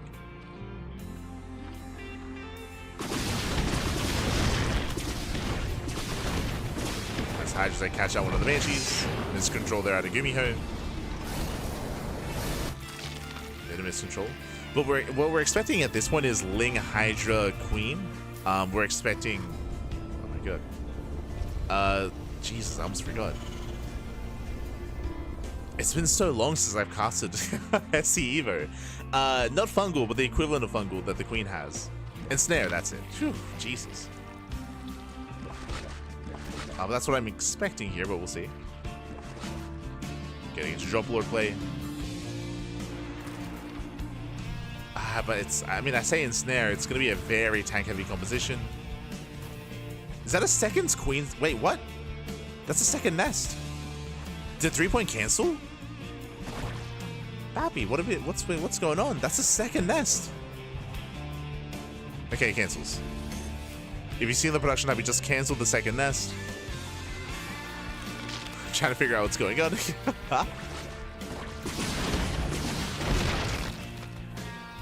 And now amassing up more Hydras. Broodlings good versus tanks? Yes, that is spawn broodlings, that's it.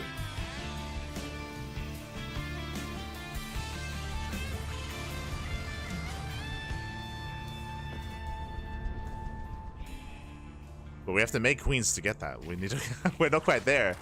Did he cancel the first queen's nest? No, sure. He's going mass Hydra. Just pure mass Hydra. Okay, let's go. Going for the Doom drop. The drops are ready. Just pure mass Hydra. Okay. He cuts workers early at 54. He's all in, so less than 3-way saturation. It's all or nothing here for 3-point. He's going for it. Ooh, some of the drop looks are going to be going down. Boys are being pulled. Casting some of the tanks. There we go. 1, 2, 3 tanks going down. And it looks like 3-point, he may have enough. Some of the tanks, they're late to siege. Yeah, they're late to siege up. Hydras, they unload. There's 2 tanks left. Down to 1. Can he do it? It's so close. The 1 tank is holding. That 1 tank holds. And GuMiho, he will survive. He will survive. He will cost him 25 SCVs, but he does hold on. And fun fact, he has the greater economy. Still has a better economy, getting to better upgrades. And remember, 3-point, he canceled the queen nest for that. Now he started. That's the 3rd time he started the queen nest. He's been very indecisive. That's the 3rd time he's getting it. Will it finish this time? As he's going for another drop. He gets spotted. The drop gets scouted. GuMiho, he starts reacting out Vikings. The Queen's Nest will finish this time.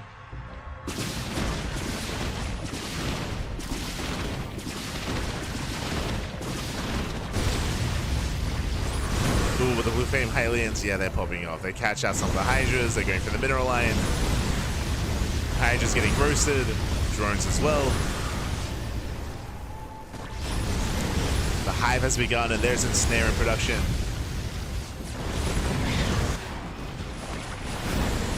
Let's drop into the main base, but GuMiho's in position. Yeah, the Hellbats, they bully this back. And GuMiho, he's all over 3 points. The Hydras, they melt.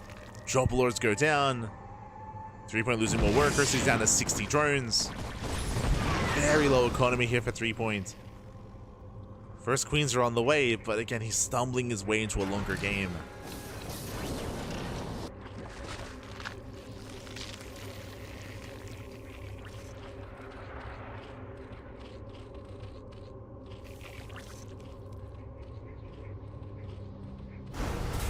That's a lot of queens, though. 7 queens. Production. Here comes GuMiho. He's moving in. And he's pushing forward. He just has an overwhelming army. There's nothing to defend. GuMiho, he has almost double the supply. He has more than double the army supply. With a mech army as well. And GG gets called 3-point. He has nothing to defend. And GuMiho, he will take a 2-1 lead in the series. Whew, GG. Does take lead again. 3-point, he was so committed, he was so all in with that Hydra base all in off of 54 drones, a very low drone count, just mass pure Hydra. It was a crazy build out of 3-point, and it barely was enough. It just barely wasn't enough. We saw the 1 tank survive, the 1 Thor survived as well. After that, defense was game. After defense is what it was game then and there.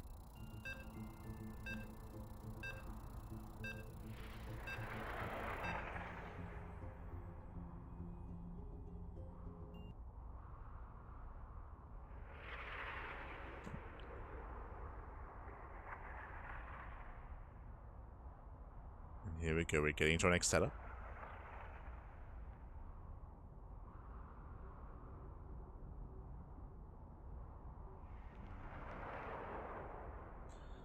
Yeah, getting in. Looks like there may have been some technical issues when it comes to getting into this game. It's all good.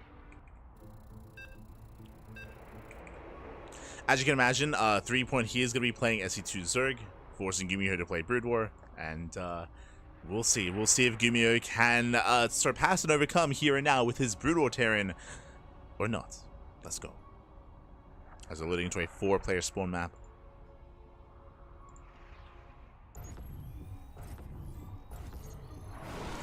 And spawning in the bottom right hand corner of Vermeer, we do have the South Korean Terran player. We have the Brutal Terran. It is GuMiho. Ooh, as we do have a bit of a pause here. And again, hopefully everything is okay. Just fixing up some hotkeys.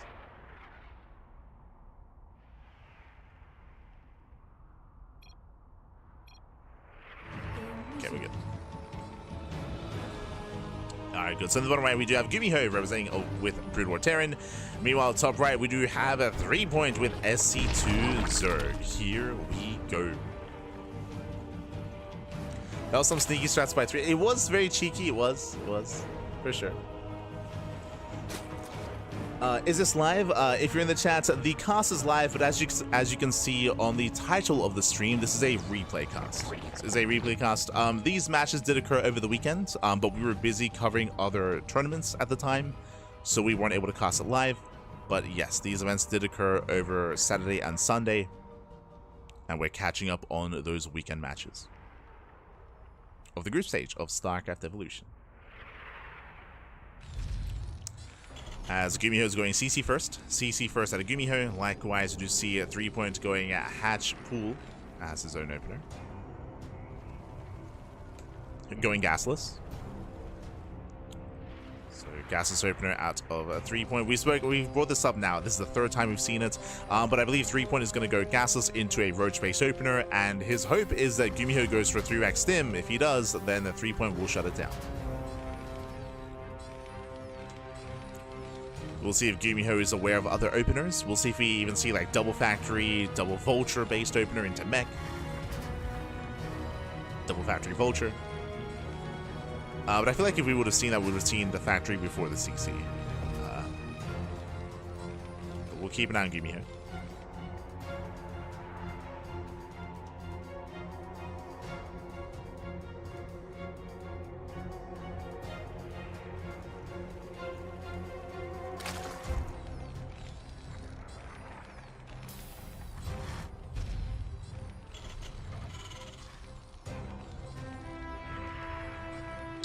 As we have racks into factory, okay. GuMiho going for his factory. Getting into what looks to be more of a 1-1-1 setup. With this, he could even head into Wraith production. Could still go double factory. We'll see. As 3-point does find GuMiho. Does find him. I believe GuMiho is still unaware, but he does see the Overlord. Yeah, he does see the trajectory of the Overlord at the natural, so he should be aware. Machine shop is on the way. And we should be waiting for, yep, the starport. So 1-1-1 by GuMiho. No fast stim, no fast academy. With said machine shop, we can head into spider mines and head into a vulture-based opener. Keep an eye on him. Meanwhile, that is a 3-minute lair. Very early lair here by 3 points. And he might even get away with 2-base muta. No shot. We'll keep an eye on him. If you remember, I assumed that this was going to be a roach-based opener, but there's no roach warren yet. But we were all kind of... there it is. Never mind. There's that roach warren. So it looks like it is going to be 2-base roach. Just because of the gasless opener. And this can lead into a longer game stage with Linkbane Roach Ravager into Ultra Tech in a longer game. Technically, 3-point, you could decide to cut workers early, go into like a 3-base economy and go into an all-in. We'll keep an eye on his droning. Meanwhile, GuMiho does research siege mode and is getting into his Wraith production. And into an early science vessel. Sorry, I said science. A science facility, I meant to say. So early science facility control towers in production. Wraith is moving out. And there is that Spire. Initially, if you recall, I was thinking of maybe that 2-base muta play, but then he went Roaches, but Roaches into Spire. Interesting.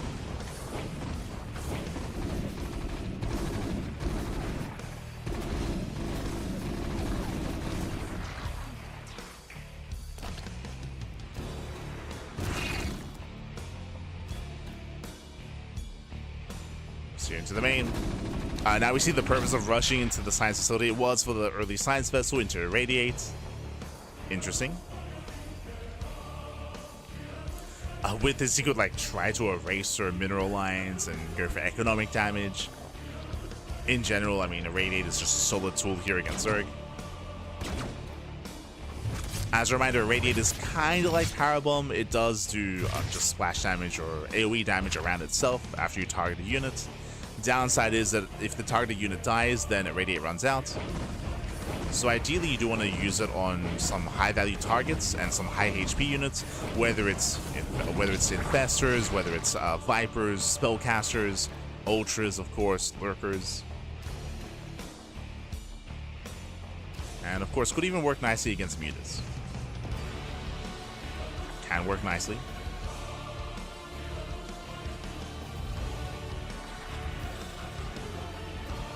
GuMiho is going into mech.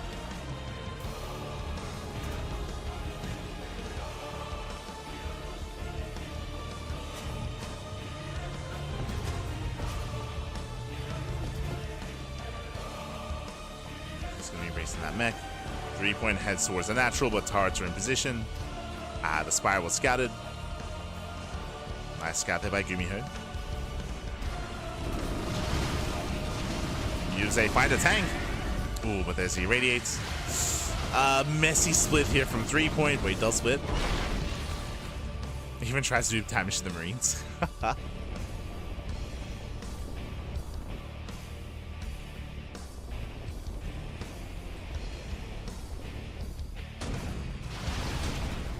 Oh no, the tanks are stuck. Tanks are stuck once again. Nice irradiates. Ooh. That's going to be 2 more mutas going down. A lot of mutas falling so far. This has not been worth it, by the way. These mutas have not paid for themselves, as another muta will fall.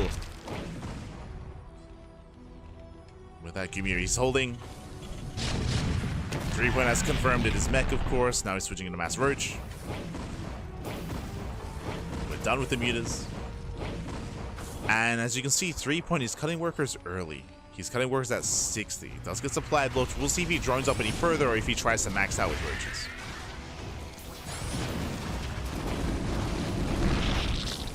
As 3-point is baiting out some of these irradiates.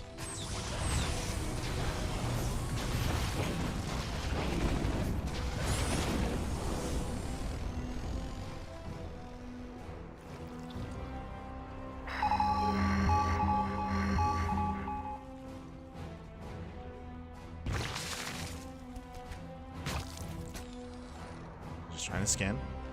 3-point he's pushing. Again, 3-point he barely drones. He's moving out with Mass Roach Ravager. And we'll see if he can break a GuMiho. Nice irradiate on the Ravager. Files, they will connect. This one gets 2 tanks. 2 tanks going down, but he's pushing into a brutal siege line. We'll see if he can break through. Gets another couple of tanks.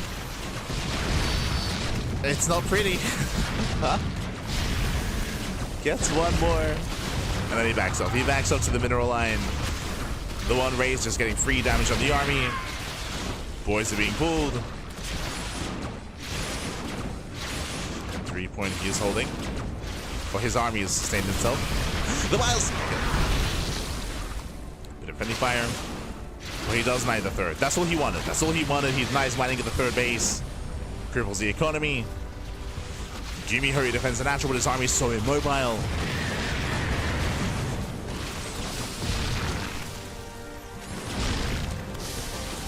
Land a couple of irradiates, but the damage has been done, and from here, 3-point, he can just back up. You can just back off. I believe he's still not... Okay, he does drone. He does make some workers, and now finally he's taking up. After he deals the damage, we have gases being taken. He's droning on up. Infestation bit just now finishing up as well. He's actually going back into muta play. Okay. He's going back into mutas. Not too many, though. Only 5 mutas in production. 5 mutas can one-shot SCVs, but this might just be to dive in and maybe even try to snipe the science vessels. I don't know if you get... I'm not convinced. I'm not convinced by the 5 mutas, but sure. We'll see what he can do.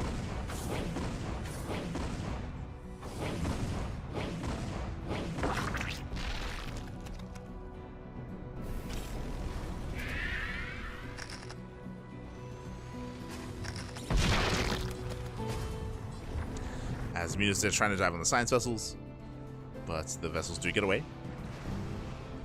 Get away. Mutas looks like they maybe find a tank. They will. Okay, they get a couple of tanks. No anti-air.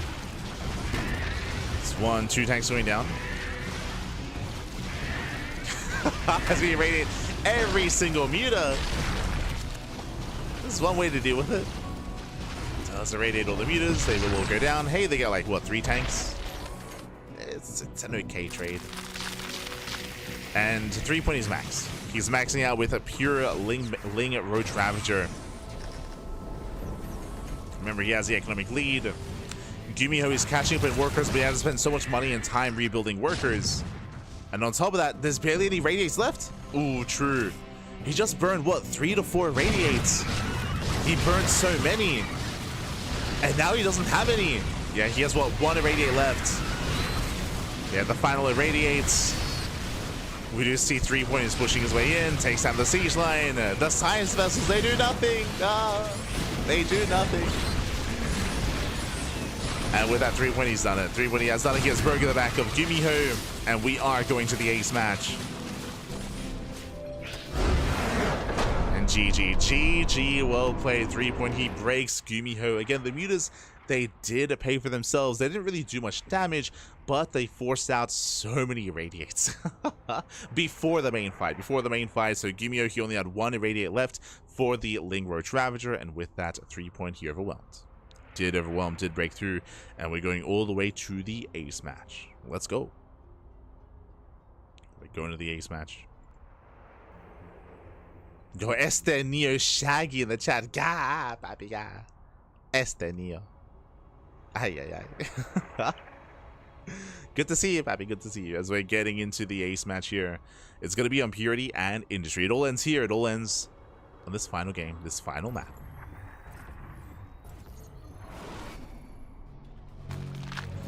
As spawning in the top right-hand corner of Purity and Industry, we do have the blue Zerg player. We have the Brood War Zerg. It is 3-point. And on the top side, we do have GuMiho for SE2 Terran. No surprises here. So GuMiho, he's won every game that he's played StarCraft 2 Terran, and he's lost every game that he's played Brood War Terran. But again, I should also emphasize as well, not saying that Brood War Terran is worse, but GuMiho is less versed. He's less versed with Brood War Terran, straight up. Like, again, like GuMiho, he's one of the players that got invited into the tournament. He got invited, and he's not necessarily one that does play much StarCraft Evolution. So again, he's just relying on his SE2. He's relying on it. And it's brought him this far. True, it has brought him this far. Could take him all the way.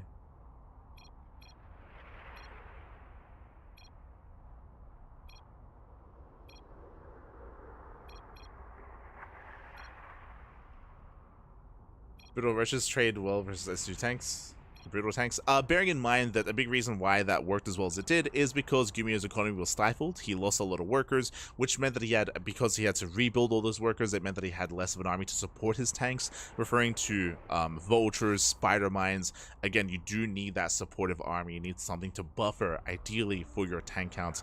And he didn't have anything because he couldn't afford anything because all of the earlier damage. On top of that as well, there was maybe a chance where he could have survived. We could have made a game out of that, but we spoke about the irradiates, right? We spoke about the lack of irradiates because he spent so many and burned so many on those mutas.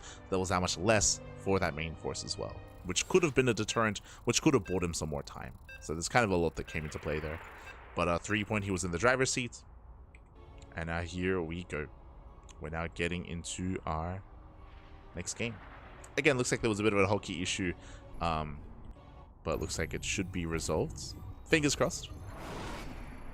As we get into the final game of the series, and now we've switched places as in the top side, as they had to remake. They had to remake the game, but in the top side we do have a 3-point, and on the right side we do have GuMiho. So again, GuMiho rocking SE2, 3-point rocking Brood War.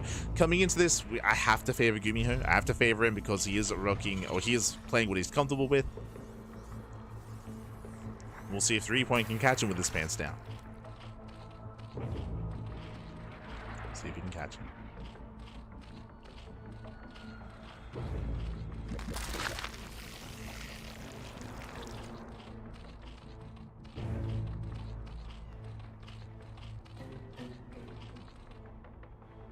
So you can just hear the drones munching. Sound effect of the drones. For now, opening up hatch first. Welcome to Purity in Industry. This is an older Legacy of the Void map from back in 2021. It's been a couple of years since this map has been in tournament rotation. It's been quite some time. But there have been some changes made, of course, removing some of the slow zones, removing some of the rooks. But the big feature, of course, of this map is the short rush distance by air and those slow zones in between the bases. On top of that, the island as well, which may also be a factor. I say may also be a factor. We've seen a lot of shorter games so far. We've seen a lot of aggression, a lot of shorter games. We haven't really been able to embrace any kind of like maxed out army versus maxed out army, and I don't expect that to change here. Oh, as GuMiho does go for a CC first into 2-ax follow-up. Very greedy here out of GuMiho, going for an earlier stim timing. We'll see if he throws down another axe. Yep, there it is, 3-ax. So CC first into 3-ax follow-up into a very strong stim timing. The Overlord for the most part does confirm, and it's going to be up to 3-point to survive this. No boy.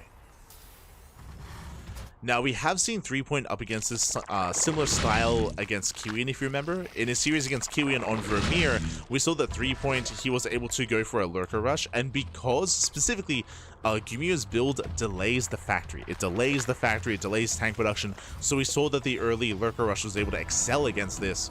But we can see that 3-point, he's going into link speed. He's investing into link speed, he's not rushing into an early lair.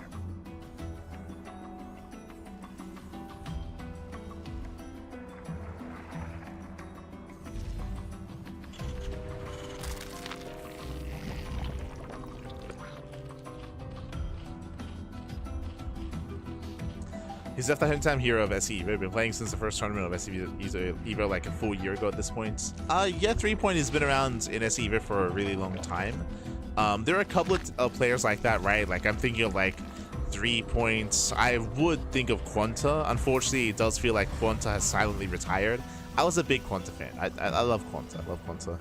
But thinking of 3-point, thinking of Honmono as well. They kind of came hand in hand. Thinking of Rebellion. I would imagine that Rebellion was also around from the beginning as well. Maybe like a Teshi sort of thing.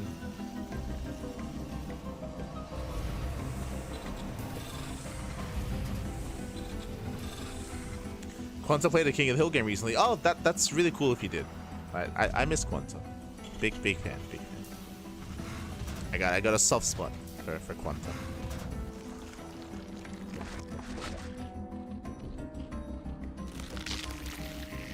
Maybe he's both. He's memeing about everyone being from Texas. He's memeing. Ah. He's clearly from the Netherlands. Aye. He's pretty tall. It's like Kevin. As for now, we do see 1-1 setup here from the 3-point going into Mass Ling. Okay, this is something we haven't seen today. We're not taking gases. No extra gases, no Hydras, no Spire, no Lair, pure Ling and only Zergling for the time being. Gases have been delayed, and this would shut down, this would punish any kind of heavy move out. Speaking of, GuMiho is pushing with Stim. Remember, it was a 3-ax opener, CC first into 3-ax into Stim. That's about to hit. Stim is almost done. He's almost done. Then he can push. Lair just now starting. That's going to be a 4:30 Lair timing. Into Hydras, into Lurkers. Here comes GuMiho.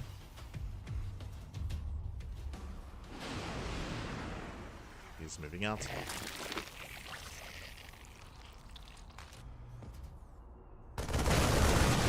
Catching up the Zerglings. Okay, nice kiting. Nice kiting out of GuMiho. He cleans up every single Zergling. He's moving out. And how much do we have to defend? That's the big question here. How much do we have? Remember, medevacs are delayed. So every stim does hurt. GuMiho takes a good fight, but I don't think GuMiho has enough to keep going. Not without medevac support, and he doesn't. Yeah, he stays back. He traded well for himself, but he's going to be stuck in the Zelnaga tower. This is allowing 3-point to build up more Zerglings, and Lurker tech is on the way. When he's going to catch out the Marines. Yeah, it does catch him out. Very nice catch here by 3-point. Takes down every single Marine. Yeah, GuMiho overextended. He took a good fight initially, but he did overextend. Gets caught out on the map, and GuMiho caught with his pants down. 3-point. Can he keep going?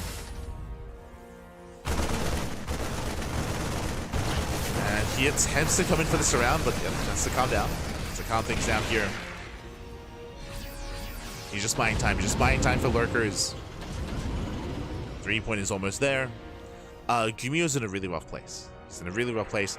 GuMiho's third CC is heavily delayed. His third base is delayed because of the third ranks, because of the factory, because of the starport. This had to get more damage done. GuMiho is falling behind.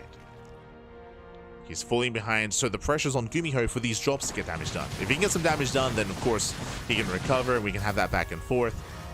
But the pressure is on GuMiho. Things are keeping up. Things are keeping up. They shut GuMiho down. Again, the map was just pointing out the upgrades, of course. The 1-1 advantage here for 3-point.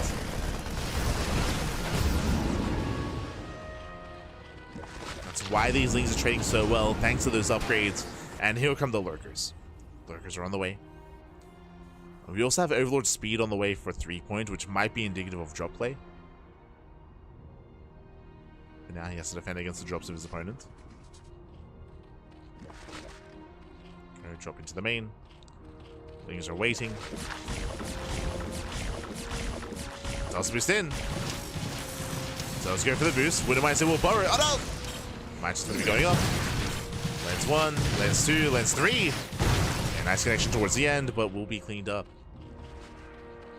Mainly killing Zerglings, not drones. So we have drilling pools on the way, so ByuN. Marines, they run into lurkers. Despite that, they get a couple of drones. A couple more workers go down.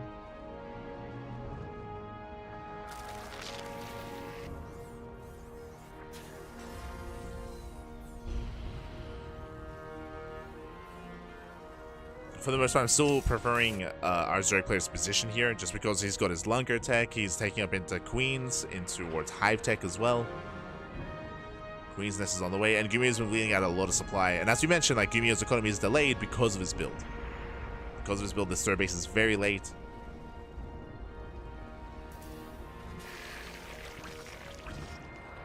He's just now getting it up and running. I see AJ Skater in the chat. I got a microwave. You got another microwave?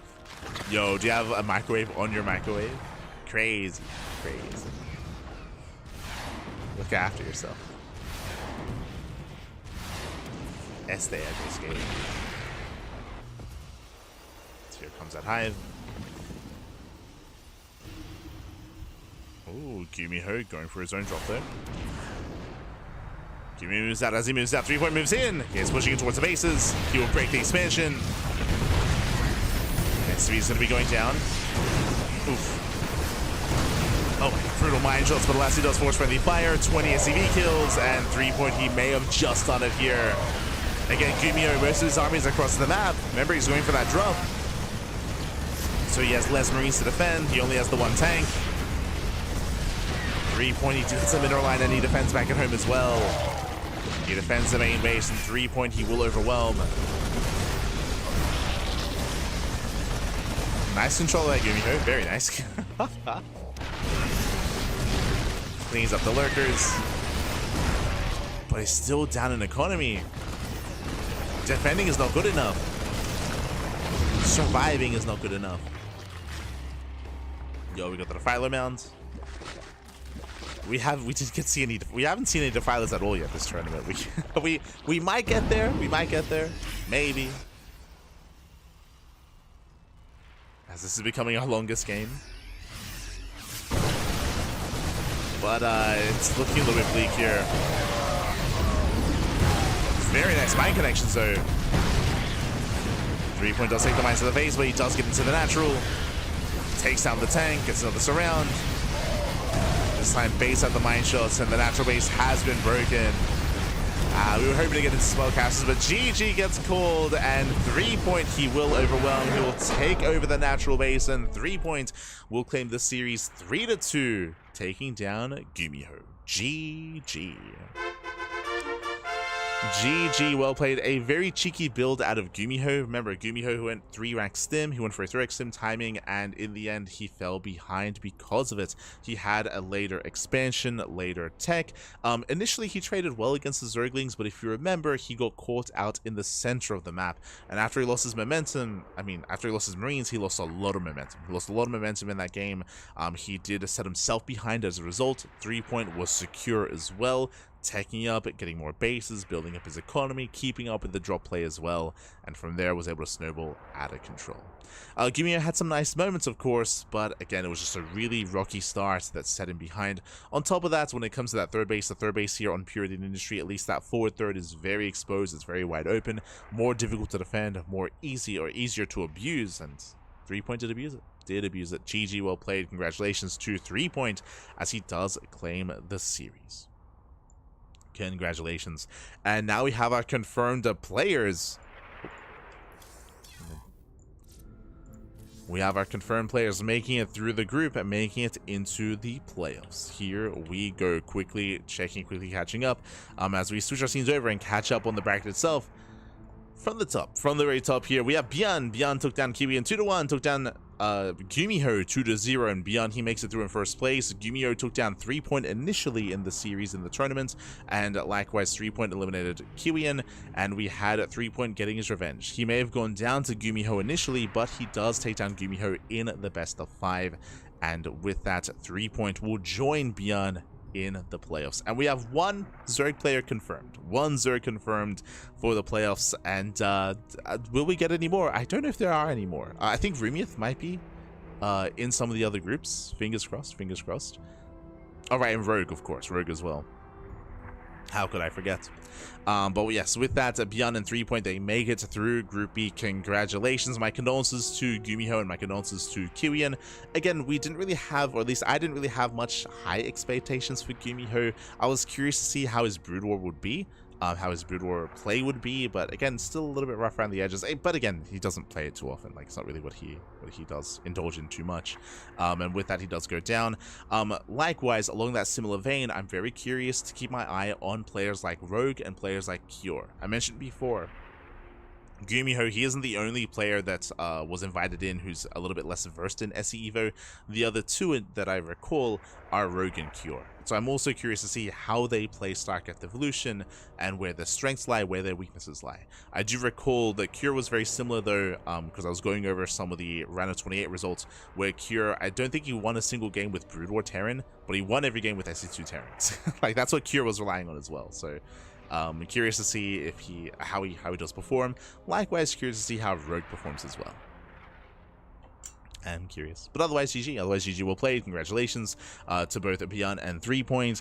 And we will be back in a couple of days with the remainder of the group stage. Bam! As you can see here, when it comes to our schedule, you can see we have a week full of StarCraft Evolution. We just wrapped up with the Tuesday morning broadcast. And as you can see, we're going to be live this evening at 9 p.m. KST. That's going to be 10 p.m. AEST. That'll be in around 8 hours. In 8 hours time, we're going to be live with OSC King of the Hill. OSC King of the Hill is going to be here on the channel. Tomorrow we're going to be live with Picasso Cup, and you can see that we're going to be back with StarCraft Evolution on Thursday and Friday with Group C and Group D respectively. So Thursday, Friday, back with SE Evo. We don't have SE Evo on Wednesday tomorrow because of Picasso Cup, and we have the Pondcast on Thursday and Lily Cup on Friday. Now, as you can see here, the weekend currently is empty, but it was only empty until a tournament did announce itself. Did happen this morning, did happen a couple of hours ago as we went live. That is Maestros of the Game. That is a big offline event happening in France, and their online portion starts this weekend. So this weekend we are going to be casting. We just left it open because tournaments weren't fully announced yet, but we are going to be casting Maestros of the Game. That is going to be Saturday and Sunday, if not mistaken. We'll have to confirm the times exactly. We'll have to confirm the times. That is going to be this weekend. When it comes to StarCraft Evolution, StarCraft Evolution, the playoffs are also going to be this. I hope you're enjoying your time in China, papi. Yes, the Patty Mac. Hope you had a great time. I've been lunking on the Instagrams. But thank you so much for the raid. We're wrapping up, Pappy. we're wrapping up. We just finished. We just finished. But yes, this weekend we're going to be covering the Masters of the Game. I believe the StarCraft Evolution playoffs are this weekend as well. Most likely we are going to cast via replays. Most likely we're going to have a replay cast of SC Evo throughout the course of the week, as I believe it does clash with Masters of the Game. If I'm not mistaken. I believe they do clash. Of course, I can double check. Otherwise, thanks for watching. Thanks for tuning in. Check out our YouTube channel. Of course, we do stream every single day, multiple times a day for the most part. And likewise, if you can't watch us live, then you can watch us over on YouTube, as we are live on a daily basis. And all the VODs are saved on YouTube as well. Just catching up on the Twitch, catching up in the chat. Defy those, please. Almost got there. But thanks for watching. Thank you so much for the support. We do appreciate it. Again, we just wrapped up our broadcast, and we'll be back tonight with OSC King of the Hill, or tomorrow with Pigstar Cup as well. So we do have some more casts around the corner. Otherwise, thanks so much for watching. Again, Masters of the Game is going to be this weekend, alongside some SC Evolution playoffs as well. We might be able to cast some of it live, but I'll have to double check the times of all of that. We'll have to double check. Regardless, thanks for watching, and stick around. We're going to be giving another StarCraft streamer a raid. We'll find someone to send everyone over to. Who is live at the moment? I see Chris is live. I see Nina's live. Dave, Testa also live. Snake Style. It's been a while. Since I've seen Snake Style streaming, actually. We'll find someone. to send everyone over to. But otherwise, thanks for watching. Thank you so much for the support. We do appreciate it. And sorry for raiding almost immediately. But thank you so much, Patty Mac and Baby Links as well, for the raids. Thank you so much for the support. We do appreciate it. Otherwise, thanks for watching, and we'll see you tonight or tomorrow. See you then. Ciao, papi, ciao. See you next time.